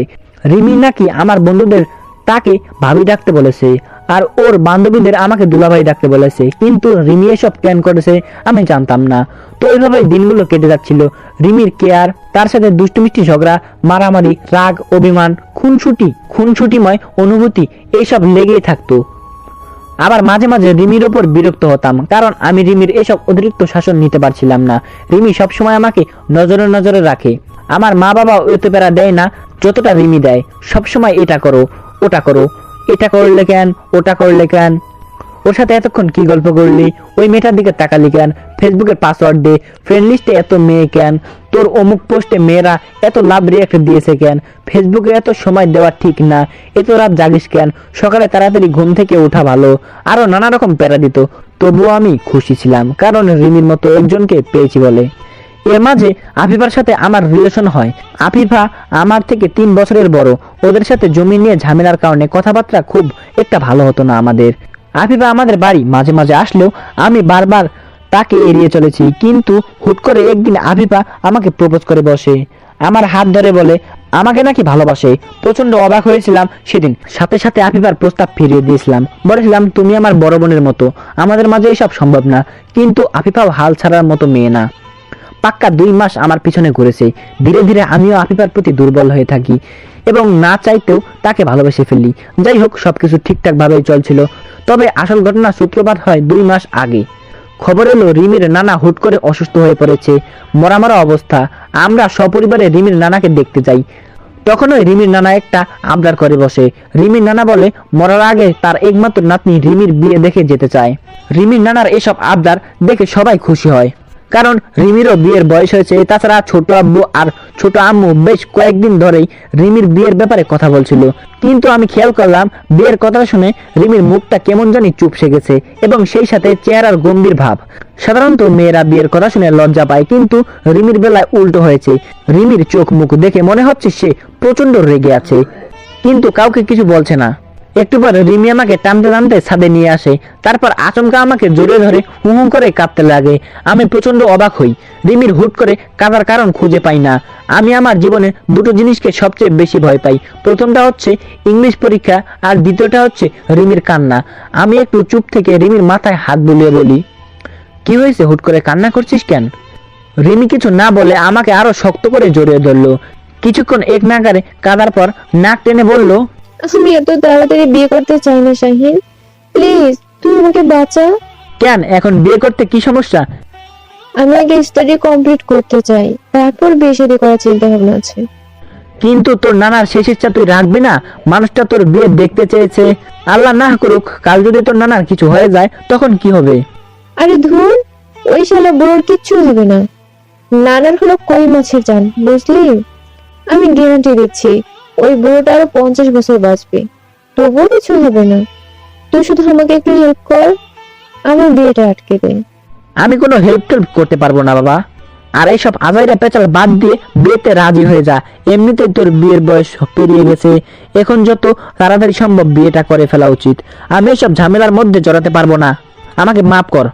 আমার বিয়ে নিয়ে তোর এত মাথা ব্যথা কিসের? হ্যাঁ, আমি কি তোর ঘাড়ে বসে খাই নাকি যে আমাকে বিয়ে দিয়ে দাঁড়াতে চাইছিস? শোন, বিয়ে আমি কিছুতেই করবো না বলে দিলাম। এখন তুই আমাকে হেল্প করবি কিনা বল। হেল্প না করলে তোর সব কুকীর্তির কথা বড় আব্বুর কাছে ফাঁস করে দিব। তোর সব কুকর্মের প্রমাণ আমার কাছে আছে। লুকিয়ে লুকিয়ে সিগারেট খাওয়া, মাঝে মাঝে জুয়া খেলা, মেয়েদের পিছনে ঘোরা, কলেজের ভাইগিরি দেখানো থেকে শুরু করে সব বড় আব্বুকে বলে দিব। তখন ভাব তোর কি অবস্থা হবে। তাছাড়া সামনে তো পরীক্ষা, আর তোর সিট আমার সামনে পড়বে। পরীক্ষায় একটা অক্ষরও দেখাবো না, তখন ফেল করে বসে থাকবি। রিমির এসব কথা শুনে লম্বা ঢোক গিললাম। আমার হাতে আর কিছুই করার নেই। রিমির কথা না শুনলে আমার সব ভান্ডা ফাঁস হয়ে যাবে। বাধ্য হয়েই রাজি হলাম। একটু আগে যে আমি সিংহের মতো গর্জন করেছিলাম, সে আমি বিড়ালের মতো মিউ মিউ করে বললাম, কি করতে হবে আমাকে? সময় হলে জানতে পারবি। বলে রিমি ভুবন ভোলানোর মতো একটা হাসি দিল। খেয়াল করলাম এক নিমিষেই রিমির চেহারা থেকে চিন্তার ছাপ গায়েব হয়ে গেছে। খুশিতে মুখটা চিকচিক করে উঠছে। তার কিছুদিন পর থেকে শুরু হয় যত সব ঝামেলা। রিমির বাবা মানে ছোট আব্বু রিমির জন্য পাত্র দেখা শুরু করে, আর এদিকে রিমিও বিয়ের ভাঙার জন্য আমাকে নিয়ে তৈরি হয়ে থাকে। ছোট আব্বু রিমির জন্য যতগুলো সম্বন্ধ আনতো, আমি আর রিমি মিলে সব ভেঙে দিতাম। পাত্রপক্ষ আমাদের বাড়িতে আসার আগের দিনই আমরা পাত্রের বাড়িতে হাজির হয়ে যেতাম। সাথে করে পাশের বাড়ির মৌমু ভাবির 1 বছরের বাচ্চাকেও নিয়ে যেতাম। তারপর রিমির হবুবরের সামনে গিয়ে রিমির শেখানো কথাগুলো রিপিট টেলিকাস্ট করতাম। বলতাম, রিমি আর আমার বহুদিনের প্রেমের সম্পর্ক, আমরা গোপনে বিয়ে করেছি।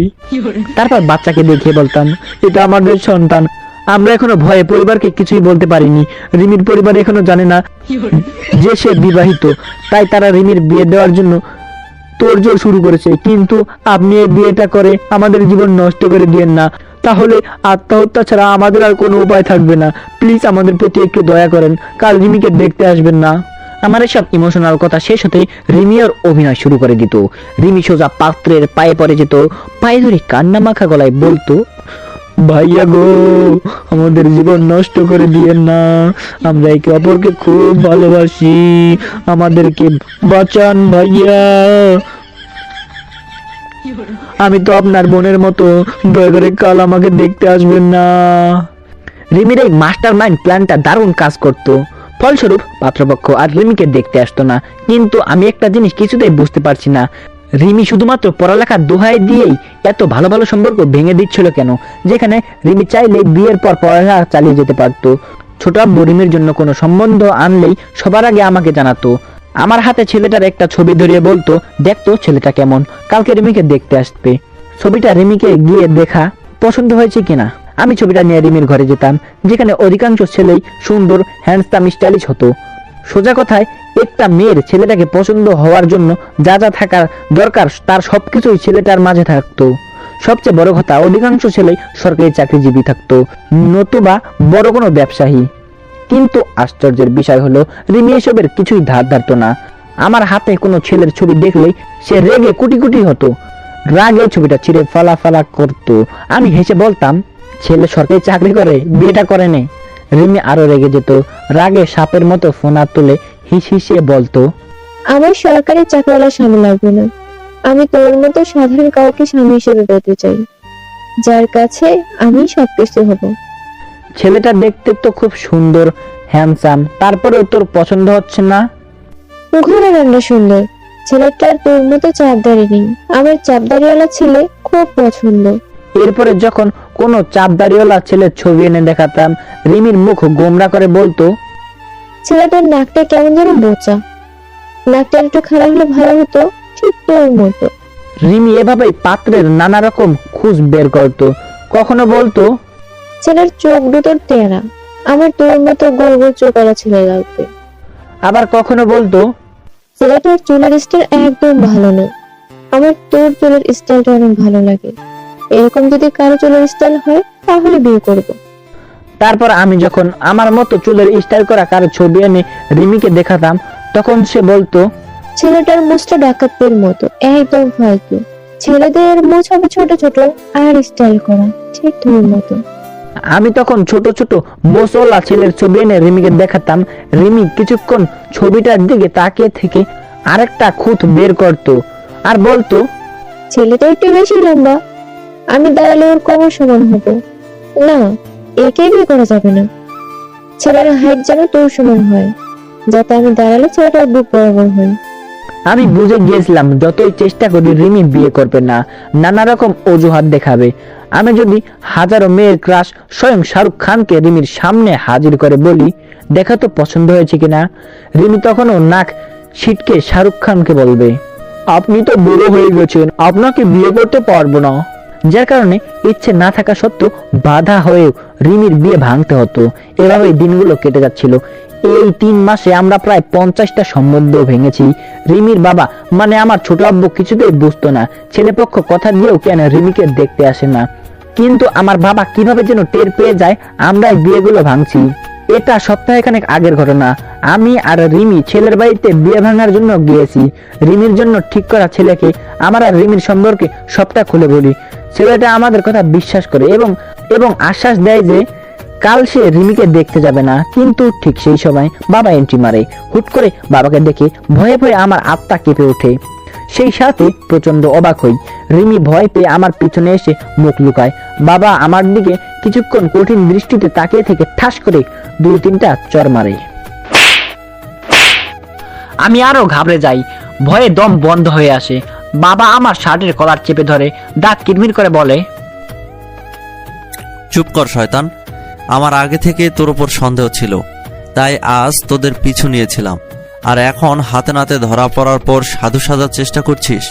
কি ভেবেছিলি আমি কিছু টের পাবো না? হারামজাদা, যে থালাতে খাস সে থালাতেই সেট করিস? লজ্জা করে না তোর? রিমির বিয়ে ভাঙছিস কেন? ভয়ে আমার মুখ দিয়ে তখন কোনো কথাই বের হচ্ছিল না, তবুও আমতা আমতা করে বললাম, আমার কোনো দোষ নেই বাবা, সব দোষ রিমির। রিমি এখন বিয়ে করতে চায় না, তাই সে আমাকে ব্ল্যাকমেল করে একের পর এক বিয়ে ভাঙছে। আমার কথা শুনে বাবা রিমির দিকে তাকালো। রিমি কোমল চাহনি নিয়ে শান্তভাবে দাঁড়িয়ে আছে। কি নিষ্পাপ চাহনি তার! বাবা রিমির এমন কোমলমতি চাহনিতেই গলে গেল। রিমির দিকে কয়েক সেকেন্ড তাকিয়ে থেকে আমার কান টেনে বলল, একদম আমার মামুনির নামে মিথ্যা অপবাদ দিবি না। রিমির মতো লক্ষ্মী মেয়ে এমনটা করতেই পারে না। তুই হয়তো ওকে উল্টাপাল্টা কিছু বুঝিয়ে এসব করিয়েছিস। না বাবা, সব রিমি করেছে। এ রিমি, চুপ করে আছিস কেন? কিছু বল না। বাবার কথা শেষ হতে না হতেই পাশে থেকে রিমির মুখ খুলল। আমার দিকে আর চোখে এক নজর তাকিয়ে বাবাকে বলল, হ্যাঁ বড় আব্বু, শাহিনী আমাকে এসব করতে বাধ্য করেছে। ও চায়নি আমি এখন বিয়ে করি, তাই আমাকে ভুলিয়ে ফেলে এসব করেছে। আমি অবুঝের মতো ওর কথা মেনেছি। আসলে ও আমাকে হিংসা করে, আমার ভালো চায় না। রিমির কথা শুনে আমি আকাশ থেকে পড়লাম। পেতনিটা বলে কি? আমি চোখ বড় বড় করে রিমির দিকে তাকালাম। কি সুন্দর করেই না সব দোষটা আমার উপর চাপিয়ে দিল। একেই বলে যার জন্য করলাম চুরি, সেই বলল চোর। এদিকে রিমির কথা শুনে বাবা আরো ভয়ঙ্কর লুক নিয়ে আমার দিকে তাকালো। বাবার এমন চাহনি দেখে আমার গলা শুকিয়ে কাঠ। আমি কাঁপা কাঁপা গলায় বললাম, রিমি মিথ্যা বলছে বাবা। বাবা, সবকিছু রিমির প্ল্যান। ও আমাকে ব্যবহার করে এখানে ফাঁসাচ্ছে। কে কাকে ফাঁসাচ্ছে সেটা তো দেখতেই পাচ্ছি। তুই খালি আজ বাড়ি চল, তারপর মজা দেখাচ্ছি। বলে বাবা আমাকে টানতে টানতে সেখান থেকে বাড়িতে নিয়ে এলো। পুরো রাস্তা আমি শুধু আল্লাহর নাম স্মরণ করছি, বাড়িতে গিয়ে বাবা যেন কিছু না করে এই আশায়। কিন্তু বাড়িতে ঢোকার সাথে সাথে আমার উপর দিয়ে ঝড় বয়ে গেল। বাবা বাড়ির সবাইকে ডেকে জড়ো করে বলল, আমি এতদিন ধরে রিমির বিয়ে ভাঙছি। সব শুনে মাও আমাকে কয়েকটা উত্তম মাধ্যম দিল, তবে ছোট আব্বু আর ছোট আম্মু কিছু বলল না। মায়ের খেয়ে মুখ গোমরা করে ঘরে চলে আসলাম। প্রচন্ড রাগ হচ্ছে রিমির উপর। শয়তান্নিটা আমাকে মুরগি বানালো। এরপর দেখলাম রিমি আমার ঘরে আসলো। আমি ওকে দেখে মুখ ঘুরিয়ে অন্যদিকে তাকালাম। রিমি আমার পাশে এসে বসলো, তারপর আমার মুখটা আলতো করে ধরে তার দিকে ফিরালো। মিষ্টি এসে বলল, রাগ করেছিস? সেটাই কি স্বাভাবিক নয়? তোর জন্য আমি সবার সামনে অপমানিত হলাম, বাবা মার হাতে মাইরও খেলাম, আর তুই বলছিস আমি রাগ করেছি কিনা? তোর কি মনে হয় আমি খুব খুশিতে আছি? এভাবে চিৎকার করছিস কেন? তাহলে কি নাচবো? স্বার্থপর একটা, আমাকে বাস দিয়ে এখন আলগাপিটি দেখাতে আসছে। যা এখান থেকে। ওলে বাবলে, কি রাগ! প্লিজ শোনা, রাগ করিস না। আসলে আমি নিরুপায় ছিলাম। আমি যদি তোর উপর দোষ না চাপাতাম, তাহলে বরাব্বর তখন এই ছেলেটার সাথে আমার বিয়ে ঠিক করে আসতো। তুই তো জানিস বরাব্বর কেমন মানুষ, প্রচন্ড রকমের জেদি, তাই বাধ্য হয়ে এমনটা করেছি। সরি। রাগ তোর সরি, যা তো এখান থেকে, বিরক্ত করিস না। রিমি এবার আমার সামনে এসে দাঁড়ালো, তারপর করুণ সুরে বলল, তোর এত রাগ কেন? নিজেকে কি ভাবিস? সামান্য একটা ভুল করেছি বলে আমার সাথে এমন ব্যবহার করবি? তুই ছাড়া আমার কি আছে বল? তুই তো আমার সব। এখন যদি তুই আমার থেকে মুখ ফিরে নিস, তাহলে আমি কার কাছে যাব? জাহান নামে যা, তবুও কানের কাছে ফালতু পেঁচাল পারিস না। মেজাজ কিন্তু এমনিতেই গরম আছে। আচ্ছা, কি করলে তোর মেজাজ ঠান্ডা হবে বল? কান ধরতে হবে? ঠিক আছে, কান ধরছে। বলে রিমি দু হাত দিয়ে ওর কান দুটো চেপে ধরলো, তারপর কয়েকবার উঠবস করলো। সত্যি বলতে রিমির এসব ন্যাকামি দেখে আমার রাগটা আরো বেড়ে গেল। আমি চোখ পাকিয়ে বললাম, তুই এখান থেকে যাবি নাকি লাথি দিয়ে কোমর ভাঙবো?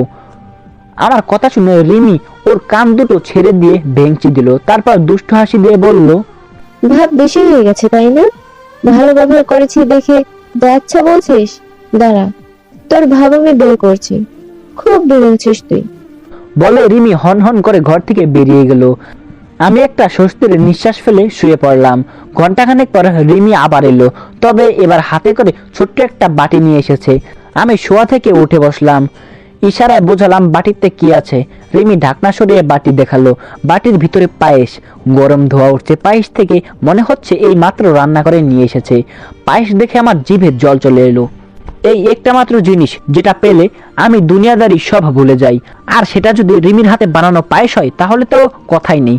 রিমি এত ভালো পায়েস রান্না করে যে তার প্রশংসা করে শেষ করাই যাবে না। একবার খেলে সারা জীবন সেই স্বাদ মুখে লেগে থাকবে। আর রিমি এই পায়েস দিয়ে সবসময় আমার রাগ ভাঙায়। বলতে গেলে পায়েস হলো রিমির গোপন অস্ত্র, যেটা দিয়ে রিমি সবসময় আমাকে কাবু করে। এদিকে রিমি আমাকে পায়েসের দিকে এক দৃষ্টিতে তাকিয়ে থাকতে দেখে একটু হাসি দিয়ে বলল, খাবি? আমি নিজের হাতে রান্না করেছি। কথাটা বললে রিমি পায়েসের বাটিটা নিয়ে আমার গা ঘেঁষে বসলো। আমি রিমির দিকে তাকিয়ে নরম গলায় বললাম, দে একটু। ওহো, দিব না। একটু আগে তো খুব গরম দেখাচ্ছিলে, এখন তাহলে বিকেলের মতো আমার সামনে হাত পাচ্ছিস কেন? আচ্ছা, তখন রাগারাগি করার জন্য সরি, এবার দে প্লিজ। ওসব ছড়িতে কাজ হবে না, কান ধরে উঠবস কর, যেমনটা আমি করেছিলাম। দেখ, এবার কিন্তু বাড়াবাড়ি হয়ে যাচ্ছে। তুই আমার দুর্বলতার সুযোগ নিচ্ছিস। বিড়ালের সামনে দুধ রেখে তাকে বেঁধে রেখেছিস, খেতে দিচ্ছিস না। এবার বুঝেছিস তো এই রিমির সাথে পাঙ্গা নিলে পরিণাম কি হয়?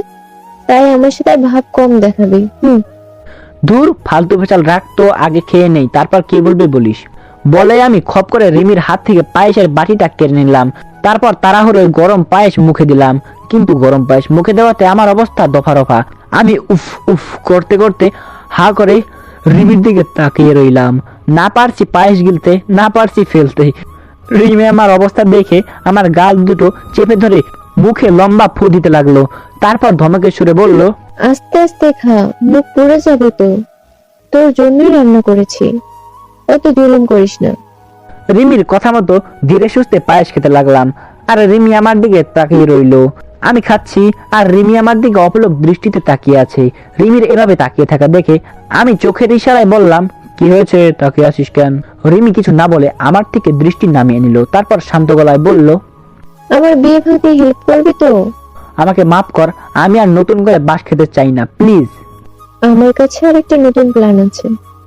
আমি তো বলেছি বিয়ে করব না, আর আমার উপর কি তোর কোনো ভরসা নেই? সত্যি বলছি, এবার আর কোনো গন্ডগোল হবে না। আর তুই যদি আমার বিয়ে ভাঙতে হেল্প করিস, তাহলে তুই যা বলবি আমি তাই করব। তোর সব কথা শুনবো। এই কয়দিন আমি তোর চাকরানি হয়ে থাকবো। তুই যা হুকুম করবি আমি তা অক্ষরে অক্ষরে পালন করব। দরকার নেই এসবের, অনেক হয়েছে বিয়ে ভাঙাভাঙি। এখন এসব বাদ দিয়ে ভালো একটা ছেলে দেখে বিয়েটা করে নে। আরে কিচ্ছু হবে না। এবার যদি ধরা পড়ে তাহলে সব দোষ আবার নিজের কাঁধে নিব। আর তুই যা খুশি করতে পারবি, আমি তোর কোনো কাজে বাধা দেব না। রিমির কথা শুনে আমি মনে মনে খুব খুশি হলাম পেতনিটার জন্য। আর সবার সামনে অপমানিত হয়েছি, তাই রিমির প্রস্তাবে রাজি হয়ে তাকে আমার চাকরানি বানাতে হবে। তারপর ইচ্ছা মতো খাটিয়ে প্রতিশোধ নিব। আমি রিমির দিকে তাকিয়ে সামান্য হেসে বললাম, সত্যি বলছিস? 3 সত্যি। ঠিক আছে, আমি রাজি, কিন্তু ধরা পড়লে সব দায়ভার তোকে নিতে হবে।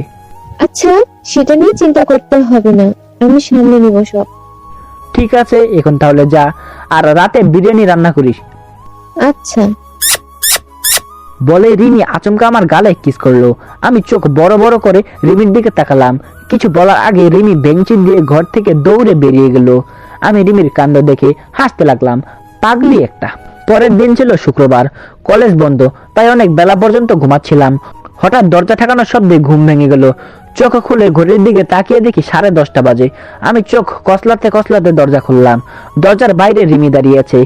তার পরনে হলুদ শাড়ি, শাড়ির সাথে ম্যাচিং করা ফুল হাতা ব্লাউজ, 2 হাত ভর্তি হলুদ রঙের কাচের চুড়ি, কপালে ছোট্ট হলুদ টিপ, মাথায় লম্বা চুলগুলো খোপা করা এবং সেই খোপায় গাঁদা ফুল গোজা। সত্যি বলতে রিমিকে এই সাজে এত সুন্দর লাগছে যে ভাষায় প্রকাশ করা যাবে না। ঠিক যেন হলদে পড়ি। ঘুম থেকে উঠেই রিমিকে এমন রূপে দেখবো ভাবিনি। আমি চাতক পাখির মতো রিমির দিকে তাকিয়ে রইলাম।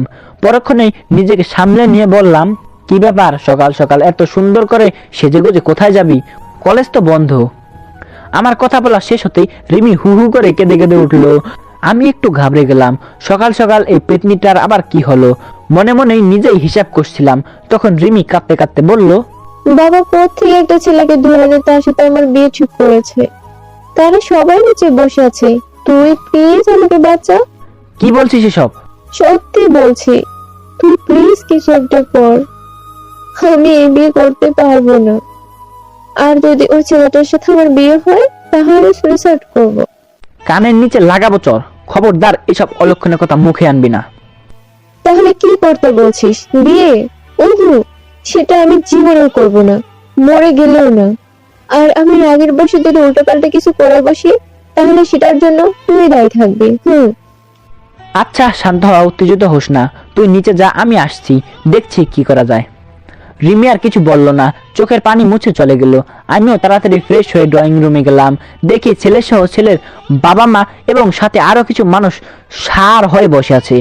কিন্তু আমি ঠিক বুঝলাম না, বাবা কাউকে কিছু না বলে এভাবে হুট করে ছেলে পক্ষকে নিয়ে এলো কেন? আগে তো আমাদের সবাইকে জানাতো। আমি আর চোখে বাবার দিকে এক নজর তাকালাম। বাবা মাথা ঘুরিয়ে আমার দিকে তাকিয়ে বিজয়ের হাসি দিল। আমি যা বোঝার বুঝে গেলাম। আমি যাতে আর রিমির বিয়ে ভাঙতে না পারি সেজন্যই কাউকে কিছু না জানিয়ে রিমির জন্য ছেলে ঠিক করেছে। সত্যি বলতে বাবার বুদ্ধির প্রশংসা না করে পারলাম না। বাড়ির সবাই যেখানে ছেলেকে পছন্দ করেছে সেখানে আমি আর কি বলবো? তাছাড়া পছন্দ করবেই না কেন? ছেলে দেখতে মাশাআল্লাহ অনেক সুন্দর, হ্যান্ডসাম, স্টাইলিশ এবং সুদর্শন একজন পুরুষ, কোনো রাজকুমারের চেয়ে কম নয়। ছেলেটার সাথে রিমিকে খুব সুন্দর মানাচ্ছে। আবার ছেলেটা নাকি সরকারি চাকরি করে, ভালো ফ্যামিলির। রিমি আসলেই সুখে থাকবে। কিন্তু এসব নিয়ে রিমির মাঝে কোনো ভাবান্তর দেখলাম না। সে মূর্তির মতো ছেলেটার পাশে বসে আছে। সেই যে মাথা নিচু করে বসে আছে, ওঠানোর নামই নেই। ছেলেপক্ষ অনেক কষ্টে রিমির চেহারা দেখেছে। যাই হোক, পাত্রপক্ষের সবার রিমিকে পছন্দ হয়েছে। ছেলের বাবা ছোট আব্বু আর বাবার সাথে কথা বলে বিয়ে পাকা কথা সেরে ফেলেন। সামনের মঙ্গলবার, মানে আর 5 দিন পর বিয়ের ডেট ফিক্সড হলো। ছেলেপক্ষের কোনো আবদার নেই, তারা শুধু রিমিকে বউ করে ঘরে তুলতে চায়। রিমিকে সবার খুব পছন্দ হয়েছে, আর পছন্দ হবেই না কেন? রিমির মতো সুন্দর, রূপবতী, গুণবতী, ভদ্র, লাস্যময়ী মেয়ে পাও ভাগ্যের ব্যাপার। তাকে পছন্দ না করে উপায় নেই। আলাপ আলোচনা শেষে ছেলেটা রিমির হাতে আংটি পরিয়ে দিল। আংটি পরানোর সময় রিমি বারবার আমার দিকে তাকাচ্ছিল। সাধারণত বিয়ের কথা শুনে বা আংটি পরানোর সময় মেয়েরা লজ্জা পায়, কিন্তু রিমির সেক্ষেত্রে হয়েছে উল্টো। রিমি মুখ ভার করে চুপচাপ দাঁড়িয়ে আছে। বর্ষাকালে আকাশে কালো মেঘে জমলে সবকিছু যেমন অন্ধকারে ঢেকে যায়, ঠিক তেমনি রিমির মুখটাও অন্ধকারে ঢেকে গেছে। সেই সাথে চোখের কোণে পানির কণা চিকচিক করছে। মনে হচ্ছে এই বুঝি রিমির চোখ বেয়ে বৃষ্টি নামবে। আর রিমি সেই কান্না ভেজা চোখে আমার পানে চেয়ে আছে। একবার ভাবলাম বাবাকে বলেই দে রিমি বিয়ে করবে না, তার এই বিয়েতে মত নেই। কিন্তু বলার সাহস পেলাম না, কারণ কিছু বললেই বাবা আমাকে আস্ত চিবিয়ে খাবে, তারপর ঘাড় ধাক্কা দিয়ে বাড়ি থেকে বের করে দেবে। তাই চুপ করে থাকাটাই শ্রেয়। রিমিকে আংটি পরানো শেষ হলে রিমি গোমরা মুখে সবাইকে মিষ্টি মুখ করালো। আমাকে মিষ্টি দেওয়ার সময় রিমি ইশারা দিয়ে বোঝালো আমি যেন কিছু একটা করে বিয়েটা ভেঙে দেই। কিন্তু আমি বরাবরের মতোই চুপ করে রইলাম। একটু পর ছোট আব্বু সবার সামনে আমার পরিচয় করিয়ে দিল। আমি সবার সাথে পরিচিত হলাম। রিমির জন্য ঠিক করা ছেলেটার সাথেও কিছুক্ষণ খোঁজ গল্প করলাম। ও হ্যাঁ, ছেলেটার নামটাই তো বলা হলো না। ছেলেটার নাম হলো শরীফ চৌধুরী। তার সাথে কথা বলে যতদূর বুঝলাম, মানুষটা বড্ড ভালো আর সহজ সরল। প্রতিটা কথাই গুছিয়ে এবং মেপে মেপে বলে। মনের মধ্যে কোনো খাদ নেই। ওনার সাথে রিমির বিয়ে হলে রিমি সুখে থাকবে, এইটুকু আশা করাই যায়। এদিকে শরীফের সাথে কথা বলার এক পর্যায়ে বাবা রিমিকে বলল, রিমি মামনি, বসে না থেকে শরীফকে আমাদের বাড়িটা একটু ঘুরিয়ে দেখাও, দুজনে একসাথে একটু সময় কাটাও। বাবার কথা শুনে রিমি শরীফের দিকে আর চোখে একবার তাকালো। তারপর সবাইকে অবাক করে দিয়ে কিছু না বলে হন হন করে সিঁড়ি দিয়ে বেয়ে উপরে চলে গেল। সবাই ভাবলো রিমি লজ্জা পেয়ে চলে গেছে, কিন্তু আমি ভালো করেই জানি রিমি রাগ করে চলে গেছে। তবে বিষয়টা কাউকে বুঝতে দিলাম না। রিমির বদলে আমি শরীফকে আমাদের পুরো বাড়িটা ঘুরিয়ে দেখালাম। ফলে আমাদের সম্পর্কটা আর একটু গভীর হলো। শরীফ রিমির সম্পর্কে টুকটাক কিছু প্রশ্ন করলো, আমি সেসবের উত্তর দিলাম। দুপুরে খাওয়া দাওয়ার পর শরীফ ও তার মা বাবা চলে গেল। এর মাঝে রিমি আর নিচে আসেনি, ঘরের দরজা বন্ধ করে বসেছিল। ছোট মা অবশ্য রিমিকে অনেকবার ডেকেছে, কিন্তু সে আসেনি। খাওয়া দাওয়ার পর আমি ঘরে এসে শুয়ে পড়লাম। বিকালবেলায় ফোনের শব্দে ঘুম ভাঙলো। দেখি অমিত ফোন দিয়েছে। আমি বিরক্ত হয়ে ফোন রিসিভ করলাম। জোরানো গলায় বললাম, হ্যালো, বল। কোথায় তুই? বাড়িতে ঘুমাচ্ছিলাম। কেন? আর আমি আজ আশিকের জন্মদিন, ভুলে গেছিস? কি বলিস? আজ আশিকের জন্মদিন? তাড়াতাড়ি চলে আয়, এটাই সুযোগ আশিকের পকেট ফাঁকা করার। আজ জমিয়ে পার্টি হবে। আচ্ছা তোরা ওয়েট কর, আমি আসছি। বলে তাড়াতাড়ি রেডি হয়ে বন্ধুদের সাথে দেখা করতে গেলাম। বন্ধুরা আশিকের জন্মদিন উপলক্ষে ছোটখাটো একটা পার্টির আয়োজন করেছে। রাতে বন্ধুদের সাথে আড্ডা দিয়ে বাড়ি ফিরলাম। ঘরে ঢুকতেই আমার চোখ কপালে উঠে গেল। আমার ঘরের সব জিনিসপত্রই এলোমেলো, ফ্লোরে অনেক জিনিস ভেঙে পড়ে আছে। সামনে তাকাতে দেখি রিমি মাথা নিচু করে বসে আছে। বুঝতে আর বাকি রইল না আমার ঘরের এমন অবস্থা রিমি করেছে। আমি রিমির কাছে এগিয়ে গেলাম। রিমির হাত দুটো মুষ্টিবদ্ধ করে বসে আছে। আমি রিমিকে ধমক দিয়ে বললাম, ঘরটাকে এমন বস্তি বানিয়ে রেখেছিস কেন? কি হয়েছে তোর? পাগল টাগল হয়ে গেছিস নাকি? হ্যাঁ? আমার কথা শুনে রিমির চোখ মুখ লাল করে আমার দিকে তাকালো। আমি রিমির এমন চাহনি দেখে ভয় পেয়ে গেলাম। সচরাচর রিমি কখনো এত রেগে থাকে না, আজ তাহলে কি হলো? আমি কিছু বলার আগে রিমি লাফ দিয়ে উঠে আমার কলার চেপে ধরলো। তারপর আমাকে ধাক্কা দিয়ে বিছানার উপর ফেলে দিয়ে আমার বুকের উপর চড়ে বসলো। কি করছিস রিমি? আমার বুকের উপর থেকে সর, কেউ দেখে ফেললে খারাপ ভাববে। ভাবলে ভাবো, তুই আমার জন্য যেটা করেছিস সেটা খারাপ না বুঝি? কি করেছি আমি? কি করেছিস সেটা কি এখন বলে দিতে হবে? কথাটা বলে রিমি আগুন চোখে আমার দিকে তাকালো। মনে হচ্ছে রিমির কাজল কালো চোখ দিয়ে আগুন বের হবে আর সেই আগুন দিয়ে আমাকে পুড়িয়ে মারবে। আমি এবার আরেকটু ভয় পেলাম, তবুও মনে সাহস জুগিয়ে বললাম, না বললে বুঝবো কিভাবে? আমার কথা শুনে রিমি আরো তেতে উঠলো। সে আগে থেকেই ভয়ঙ্কর দৃষ্টিতে আমার দিকে তাকালো। তারপর আচমকা আমার চুল টেনে ধরে বলল, তোর সাথে আমার কি কথা হয়েছিল মনে নেই? তুই না গতকাল বললি আমার বিয়ে ভাঙবি, তাহলে বিয়ে ভাঙা বাদ দিয়ে বন্ধুদের সাথে পার্টি করে বেড়াচ্ছিস কেন? আরে বিয়ে না ভাঙার কারণ আছে। কি কারণ? আগে আমার বুকের উপর থেকে সর, তারপর বলছি। রিমি আমার বুকের উপর থেকে নেমে গেল। আমি শোয়া থেকে উঠে বসলাম। রিমি চোখ দুটো সরু করে আমার কথা শোনার জন্য অধীর আগ্রহে চেয়ে আছে। আমি একটু থেমে গলা খাকড়ে দিয়ে বললাম, শরীফ ছেলেটা অনেক ভালো, তোদের দুজনের জুটি পারফেক্ট হবে। তাছাড়া আমারও শরীফকে খুব পছন্দ হয়েছে। আমি শরীফের ব্যাপারে সব খোঁজখবর নিয়েছি। ওর ব্যাকগ্রাউন্ড একদম দুধের মতো সাদা আর সহজ সরল ছেলে। বিয়ের পর শরীফকে নাকে দড়ি দিয়ে ঘোরাতে পারবি। তুই যেমনটা বলবি সে তেমনটাই করবে, এটা আমি গ্যারান্টি দিয়ে বলতে পারি। আর সবচেয়ে বড় কথা, শরীফের সাথে তোর বিয়ে হলে তুই অনেক সুখী হবি। তুই কি করে বুঝলি আমি সুখী হব? তুই জ্যোতিষী নাকি? আর এই সামান্য বিষয় বোঝার জন্য জ্যোতিষী হওয়া লাগে না।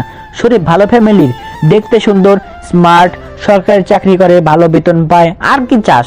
ভবিষ্যতে যা চাইবি তাই পাবি। রানীর হালে জীবন কাটবে তোর। আমার রানী হওয়ার দরকার নেই। তাছাড়া আমি কি একবারও বলেছি আমার সরকারি চাকরিওয়ালা ছেলে লাগবে? বলিস নি, কিন্তু এখন তো সব মেয়েরাই এমন ছেলে চায়। তাহলে কি সারা জীবন তোকে ঘরে বসিয়ে রাখবো নাকি? সব মেয়ে চাইলেও আমি চাই না। আমার সোজা কথা, আমি এই বিয়ে করবো না। তাতে তোর কি? তুই আমাকে কামাই করে খাওয়াস নাকি? আমি না খাওয়ালেও ছোট আব্বু তো খাওয়ায়। তাছাড়া সবাই যেখানে রাজি সেখানে তুই রাজি হচ্ছিস না কেন? সেটা তোর না জানলেও চলবে। আমি কৈফিয়ত দিতে বাধ্য নই। অবশ্যই কৈফিয়ত দিতে বাধ্য। আমার জানা মতে তুই কারোর সাথে রিলেশন করিস না, তাহলে বিয়ে করতে সমস্যা কোথায়? আর তুই বিয়ে না করার সব আলতু ফালতু কারণ দেখাচ্ছিস, যার কোনো ভিত্তি নেই। আমি তো বললাম তোর জানা লাগবে না। তাছাড়া তুই আমার বিয়ে দেওয়ার জন্য উঠে পড়ে লেগেছিস কেন? এমন তো কোনো কথা ছিল না। কথা ছিল তুই আমার বিয়ে ভাঙবি, কিন্তু সেটা না করে জোর করে আমার বিয়ে দিতে চাইছিস। হ্যাঁ চাইছি, কারণ তোর বয়স হয়েছে। এভাবে আর কতদিন চলবে? কিছুদিন পর তো বুড়ি হয়ে যাবি, তখন কে তোকে বিয়ে করবে? সেটা আমি বুঝে নেব। তোর আমার বিয়ে নিয়ে মাথা না ঘামালেও চলবে। আমি মাথা না ঘামালে কে ঘামাবে? এমন ভাবে বলছিস যেন আমি তোর কেউ নয়। ও না, তুই আমার কেউ না। তাই খবরদার আমার বিয়ে নিয়ে বাড়াবাড়ি করবি না। ওই পেতনি, গলা নামিয়ে কথা বল। ভালোভাবে কথা বলছি দেখে যা ইচ্ছে তাই বলবি নাকি? গরম একটু কম দেখা, না হলে মেরে চামড়া তুলে নিব। আর একটা কথা কানে ভালো করে ঢুকিয়ে নে, শরীফকেই তোকে বিয়ে করতে হবে। আমি কাকে বিয়ে করব আর কাকে করব না সেটা আমার ব্যক্তিগত বিষয়, তুই বলার কে? আমি বলেছি তো বিয়ে করব না। তবু যদি জোর করে আমার বিয়ে দিতে চাস, তাহলে বিয়ের রাতে আমি গলায় দড়ি দেব। রিমির কথা শুনে ঠাস করে একটা চড় মারলাম।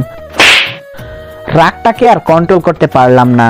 অনেকক্ষণ ধরে দাঁতে দাঁত চেপে ওর আজে বাজে কথাগুলো হজম করছি, কিন্তু আর না, একটা মোক্ষম জবাব দেওয়া উচিত ছিল, তাই চর মেরেছি।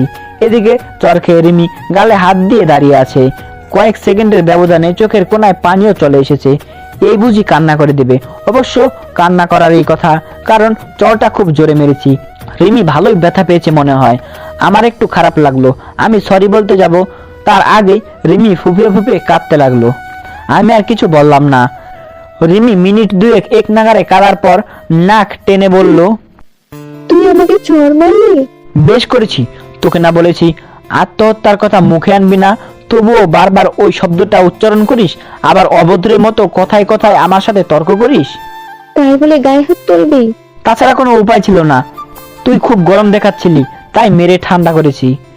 বুঝতে পেরেছি, আমি তোদের কাছে এখন বোঝা হয়ে গেছি, তাই জোর করে মেরে ধরে আমার বিয়ে দিয়ে বাড়ি থেকে তাড়াতে চাইছিস। কিন্তু একটা কথা কান খুলে শুনে রাখ, এই বাড়ি ছেড়ে আমি কোথাও যাব না। আমিও দেখবো তোরা কিভাবে আমার বিয়ে দিস। এক নাগারে কথাগুলো বলেই রিমি ঝড়ের বেগে আমার ঘর থেকে বেরিয়ে গেল।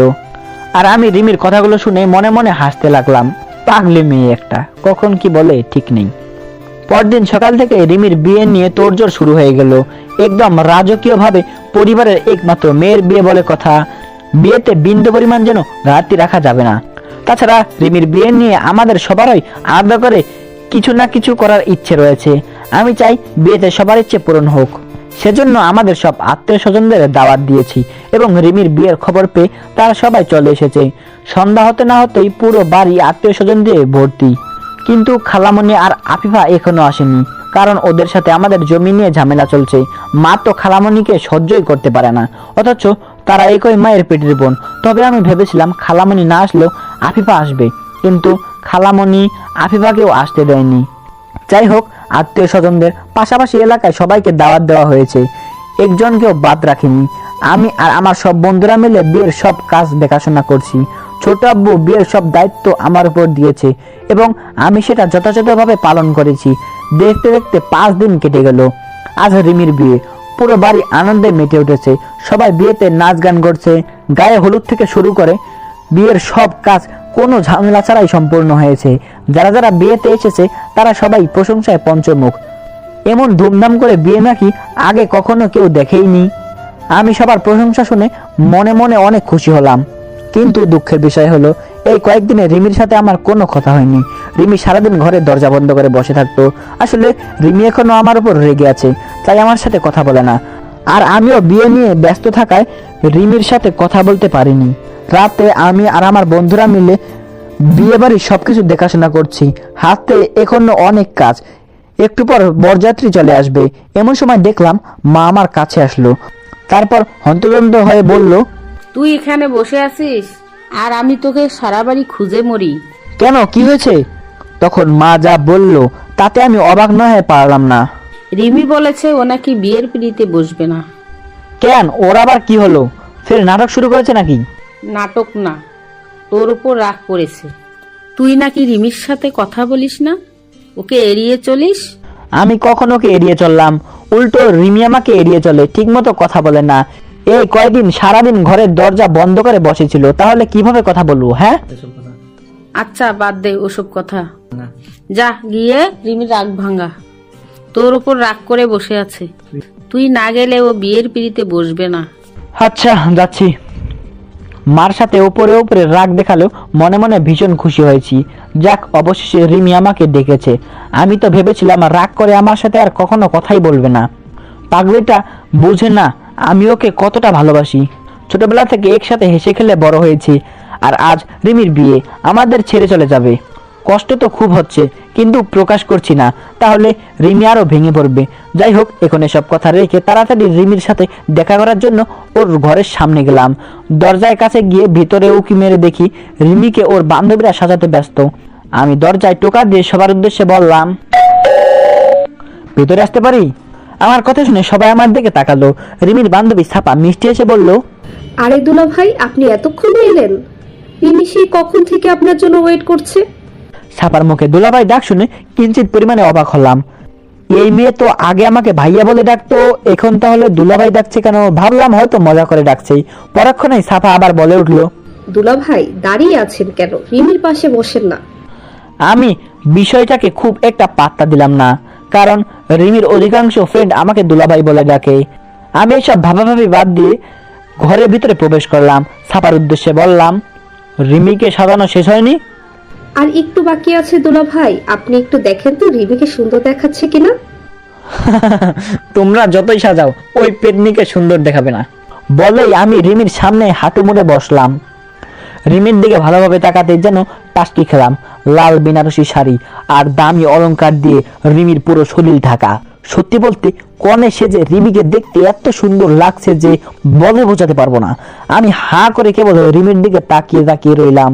কোনোভাবেই চোখ ফেরাতে পারছি না, কিন্তু তারপরেও কোথায় যেন একটু খুঁত রয়ে গেছে। ভালোভাবে খেয়াল করতে দেখলাম রিমির কপালে টিপ নেই। আর রিমির কপালে টিপ না থাকা মানে সে অসম্পূর্ণ। আমি টিপের পাতা থেকে ছোট্ট একটা কালো টিপ নিয়ে রিমির জোড়া ভুরুয়ের মাঝখানে বসিয়ে দিলাম। তারপর সবার উদ্দেশ্যে হাসি মুখে বললাম, এখন রিমিকে আরো বেশি সুন্দর লাগছে, তাই না? হ্যাঁ দুলাভাই, রিমিকে এখন আরো বেশি সুন্দর লাগছে। জানি, কিন্তু তোমরা সবাই আমাকে দুলাভাই বলে রাখছো কেন? কারণ একটু পর আপনি আমাদের দুলাভাই হবেন। বোকার দল, একটু পর আমি নই রিমির স্বামী তোমাদের দুলাভাই হবে। কথাটা বলে আমি একটা আয়না নিয়ে রিমির মুখের সামনে ধরলাম। তারপর নরম গলায় বললাম, এই পেতনি দেখ একবার, তোকে কত সুন্দর লাগছে। আমি 100% নিশ্চিত দুলাভাই বাসর ঘরে ঢুকে তোকে দেখে জ্ঞান হারাবে। কিন্তু রিমি আয়নার দিকে না তাকিয়ে মাথা নিচু করে রইল। আমি রিমির থুতনিতে হাত দিয়ে মুখটা উঁচু করে ধরতেই স্পষ্ট দেখলাম রিমির চোখের কোণে পানি চিকচিক করছে। এই বুঝি কেঁদে দিবে এমন একটা ভাব। মুখটা একদম পেচির মতো করে রেখেছে। তাছাড়া আমি আরো একটা জিনিস খেয়াল করলাম, আজ রিমিকে এত পেতনি বলার পরেও সে একটু রাগলো না। অথচ অন্যদিন রিমিকে পেতনি বললে সারা বাড়ি মাথায় তুলতো, কারণ রিমি দেখতে অনেক সুন্দর। ওকে পেতনি বললে রেগে অগ্নিশর্মা হয়ে যায় আর আমাকে মারতো। তাই আজকে ইচ্ছে করে রিমিকে পেতনি বলেছি, যাতে আমার সাথে ঝগড়া আর মারামারি করে। বিয়ের পরে তো আর মারামারি করতে পারবে না। কিন্তু রিমি যে কান্না করবে সেটা ভাবিনি। আমি অবাক হয়ে রিমিকে বললাম, কি ব্যাপার, তোর চোখে পানি কেন? আমার কথা শুনে রিমি তড়িঘড়ি করে চোখের পানি মুছলো। তারপর সব বান্ধবীদের উদ্দেশ্যে বলল, তোরা সবাই একটু বাইরে যা, শাহিনের সাথে আমার জরুরি কথা আছে। রিমির কথা মতো ওর সব বান্ধবীরা বাইরে চলে গেল। তারা বাইরে যেতেই রিমি আমাকে ফ্লোরে থেকে টেনে তুলে ওর পাশে বসালো। তারপর আমার দিকে এক দৃষ্টিতে কিছুক্ষণ তাকিয়ে থেকে নরম স্বরে বলল, আজ তো আমার বিয়ে, তুই খুশি হচ্ছিস তো? কি বলিস, তোর বিয়ে আর আমি খুশি হব না? তা আবার হয় নাকি? ও, আমার বিয়ে হয়ে গেলে তুই কষ্ট পাবি না? আমাকে মিস করবি না? রিমির কথা শুনে আমি চুপ হয়ে গেলাম। ঠিক এই ভয়টাই পাচ্ছিলাম আমি জানতাম রিমি এমন কিছু একটা বলবে, কিন্তু রিমিকে আমার কোনোভাবে বুঝতে দেওয়া যাবে না। কষ্টে আমার বুকটা ফেটে যাচ্ছে। বিয়ের পরে রিমি যখন পরের ঘরে চলে যাবে তখন খুব মিস করব। ওর সাথে কাটানো প্রতিটি মুহূর্ত আমাকে কষ্ট দেবে। কিন্তু আমি এসবের কিছুই রিমিকে বললাম না। বললে হয়তো রিমি কান্না করে দেবে, আর আমি চাই না আজকে এমন খুশির দিনে রিমি কাঁদুক। সে যেন হাসি মুখে আমাদের থেকে বিদায় নেয়। আমি কষ্টগুলো নিজের মাঝে চেপে রেখে হাসি মুখে বললাম, কষ্ট পাবো কোন দুঃখে, বরং তুই চলে গেলে খুশি হব। একটুও না? না, চুল পরিমাণও মিস করবো না। বলে আমি দাঁত কেলিয়ে নিচে হাসি দিলাম। তখন রিমির চুপছানো মুখটা আরো চুপসে গেল। তবুও সে হাসার চেষ্টা করলো। মৃদু সুরে বলল, আমার বিয়ে হলে কার হাতে খাবার খাবি? আগে তো তুই মাঝে মাঝে খাইয়ে দিতি, এখন না হয় আমার বউ খাইয়ে দিবে। বউ খাইয়ে দিবে মানে? ভাবছি তোর বিয়ের পর আমার বিয়েটাও সেরে ফেলবো। একা একা আর ভালো লাগে না। মজা করিস না তো, ভালো লাগছে না। মজা করবো কেন, সত্যি বলছি। আচ্ছা একটা কথা বলতো, আমি তোর জন্য যা করি তোর বউ কি তা করতে পারবে? এই যে আমি প্রতিদিন তোকে ঘুম থেকে ডেকে তুলি, তোর ঘর গুছিয়ে দিই, বিছানা ঠিক করে দিই, কাপড় ধুয়ে দিই, নিজের হাতে খাওয়াই, অসুস্থ হলে সেবা যত্ন করি, আবার বড় আব্বুর বোনের হাত থেকে বাঁচাই, মাঝে মাঝে নিজের জমানো টাকা থেকে তোর হাত খরচা দিই, এমনকি পরীক্ষার সময় তোকে নকল করতেও সাহায্য করি। তোর কি মনে হয় এসব কাজ তোর বউ দ্বারা সম্ভব? এক নিঃশ্বাসে কথাগুলো বলা শেষ করে রিমি থামলো। রিমির কথা শুনে আমি হাঁ করে তাকিয়ে রইলাম। কয়েক সেকেন্ড একভাবে তাকিয়ে থেকে বুক ফুলিয়ে বললাম, তোর দ্বারা সম্ভব হলে আমার বউয়ের দ্বারাও সম্ভব হবে, বরং তোর চেয়ে আমার বউ আরো বেশি এসব কাজ পারবে। ঘুরে রান্না পারবি, শোন, আমি তোর জন্য যেসব করি অন্য কোনো মেয়ে সারা জীবন তপস্যা করে তার ছিটেফোঁটাও করতে পারবে না। আজব তো, তাহলে কি সারা জীবন তোকে আমার কাজ করার জন্য রেখে দেবো নাকি? রেখে দে না, তোকে ছাড়া আমি অন্য কারো কাছে থাকতে পারবো না। কিছু বললি? না, কিছু না। ও তোকে খুব মিস করবো রে। বলে রিমি আচমকা আমাকে জড়িয়ে ধরে হাউমাউ করে কাঁদতে লাগলো। আমি ভেবাচাকা খেয়ে গেলাম। রিমি যে এমন করবে আমার ধারণার বাইরে ছিল। এদিকে কেঁদে কেঁদে রিমি আমার বুক ভাসিয়ে ফেলছে। আমি রিমিকে আমার থেকে সারিয়ে চোখের পানি মুছে দিলাম, তারপর ধমক দিয়ে বললাম, কাঁদছিস কেন? আমি তোর মতো পাষাণ না যে কাঁদবো না। তোদের ছেড়ে যেতে আমার কষ্ট হচ্ছে। বোকা কোথাকার, এজন্য কাঁদতে হবে? তুই কি একেবারে চলে যাচ্ছিস নাকি? আবার আসবি তো? রিমি তারপরেও কান্না থামালো না। সে এক নাগারে মরা কান্না জুড়ে বসেছে। মনে হচ্ছে বিয়ে হওয়ার আগে সে বিধবা হয়ে গেছে। আমি এক প্রকার বিরক্ত হয়ে বললাম, এভাবে কাঁদলে তোর মুখের সব মেকআপ নষ্ট হয়ে ধুয়ে যাবে তো। তখন দুলাভাই তোর মতো পেটনিকে চিনতে পারবে না। কুত্তা, তুই চুপ করবি? আমি তোর আগে বিনা বলে দিলাম, শান্তিতে একটু কাঁদতে দে। আমার বুকে অনেক কষ্ট জমা হয়ে আছে।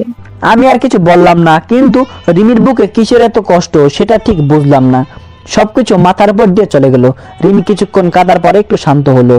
চোখের পানি মুছে স্নান গলায় বলল, তোকে একটা কথা বলবো? বল। সত্যি সত্যি উত্তর দিবি। আচ্ছা বল। আমাকে তোর কেমন লাগে? তুই তো অনেক ভালো একটা মেয়ে, দেখতেও মাশাআল্লাহ খুব সুন্দর। তোর মতো মেয়েকে বউ হিসাবে পাওয়া ভাগ্যের ব্যাপার। আমার কথা শুনে খুশিতে রিমির চোখ মুখ চকচক করে উঠলো, মুখে প্রশান্তির হাসি ফুলে উঠলো। রিমি আমার পাশে আরেকটু চেপে বসে বলতে লাগলো, তাহলে তুই আমার রিমি পুরো কথাটা শেষ করতে পারলো না। তার আগে নিচে থেকে আমার ডাক এলো। মা আমায় ডাকছে, মনে হয় নিচে কোনো গন্ডগোল বেঁধেছে। আমি রিমিকে বললাম, তুই থাক, আমি নিচে গিয়ে দেখে আসি কোনো সমস্যা হয়েছে কিনা।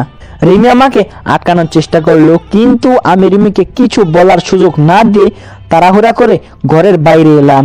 সিঁড়ি দিয়ে নিচে নামতে যাব, হঠাৎ কে যেন আমাকে ধাক্কা দিয়ে দেয়ালের সাথে চেপে ধরলো।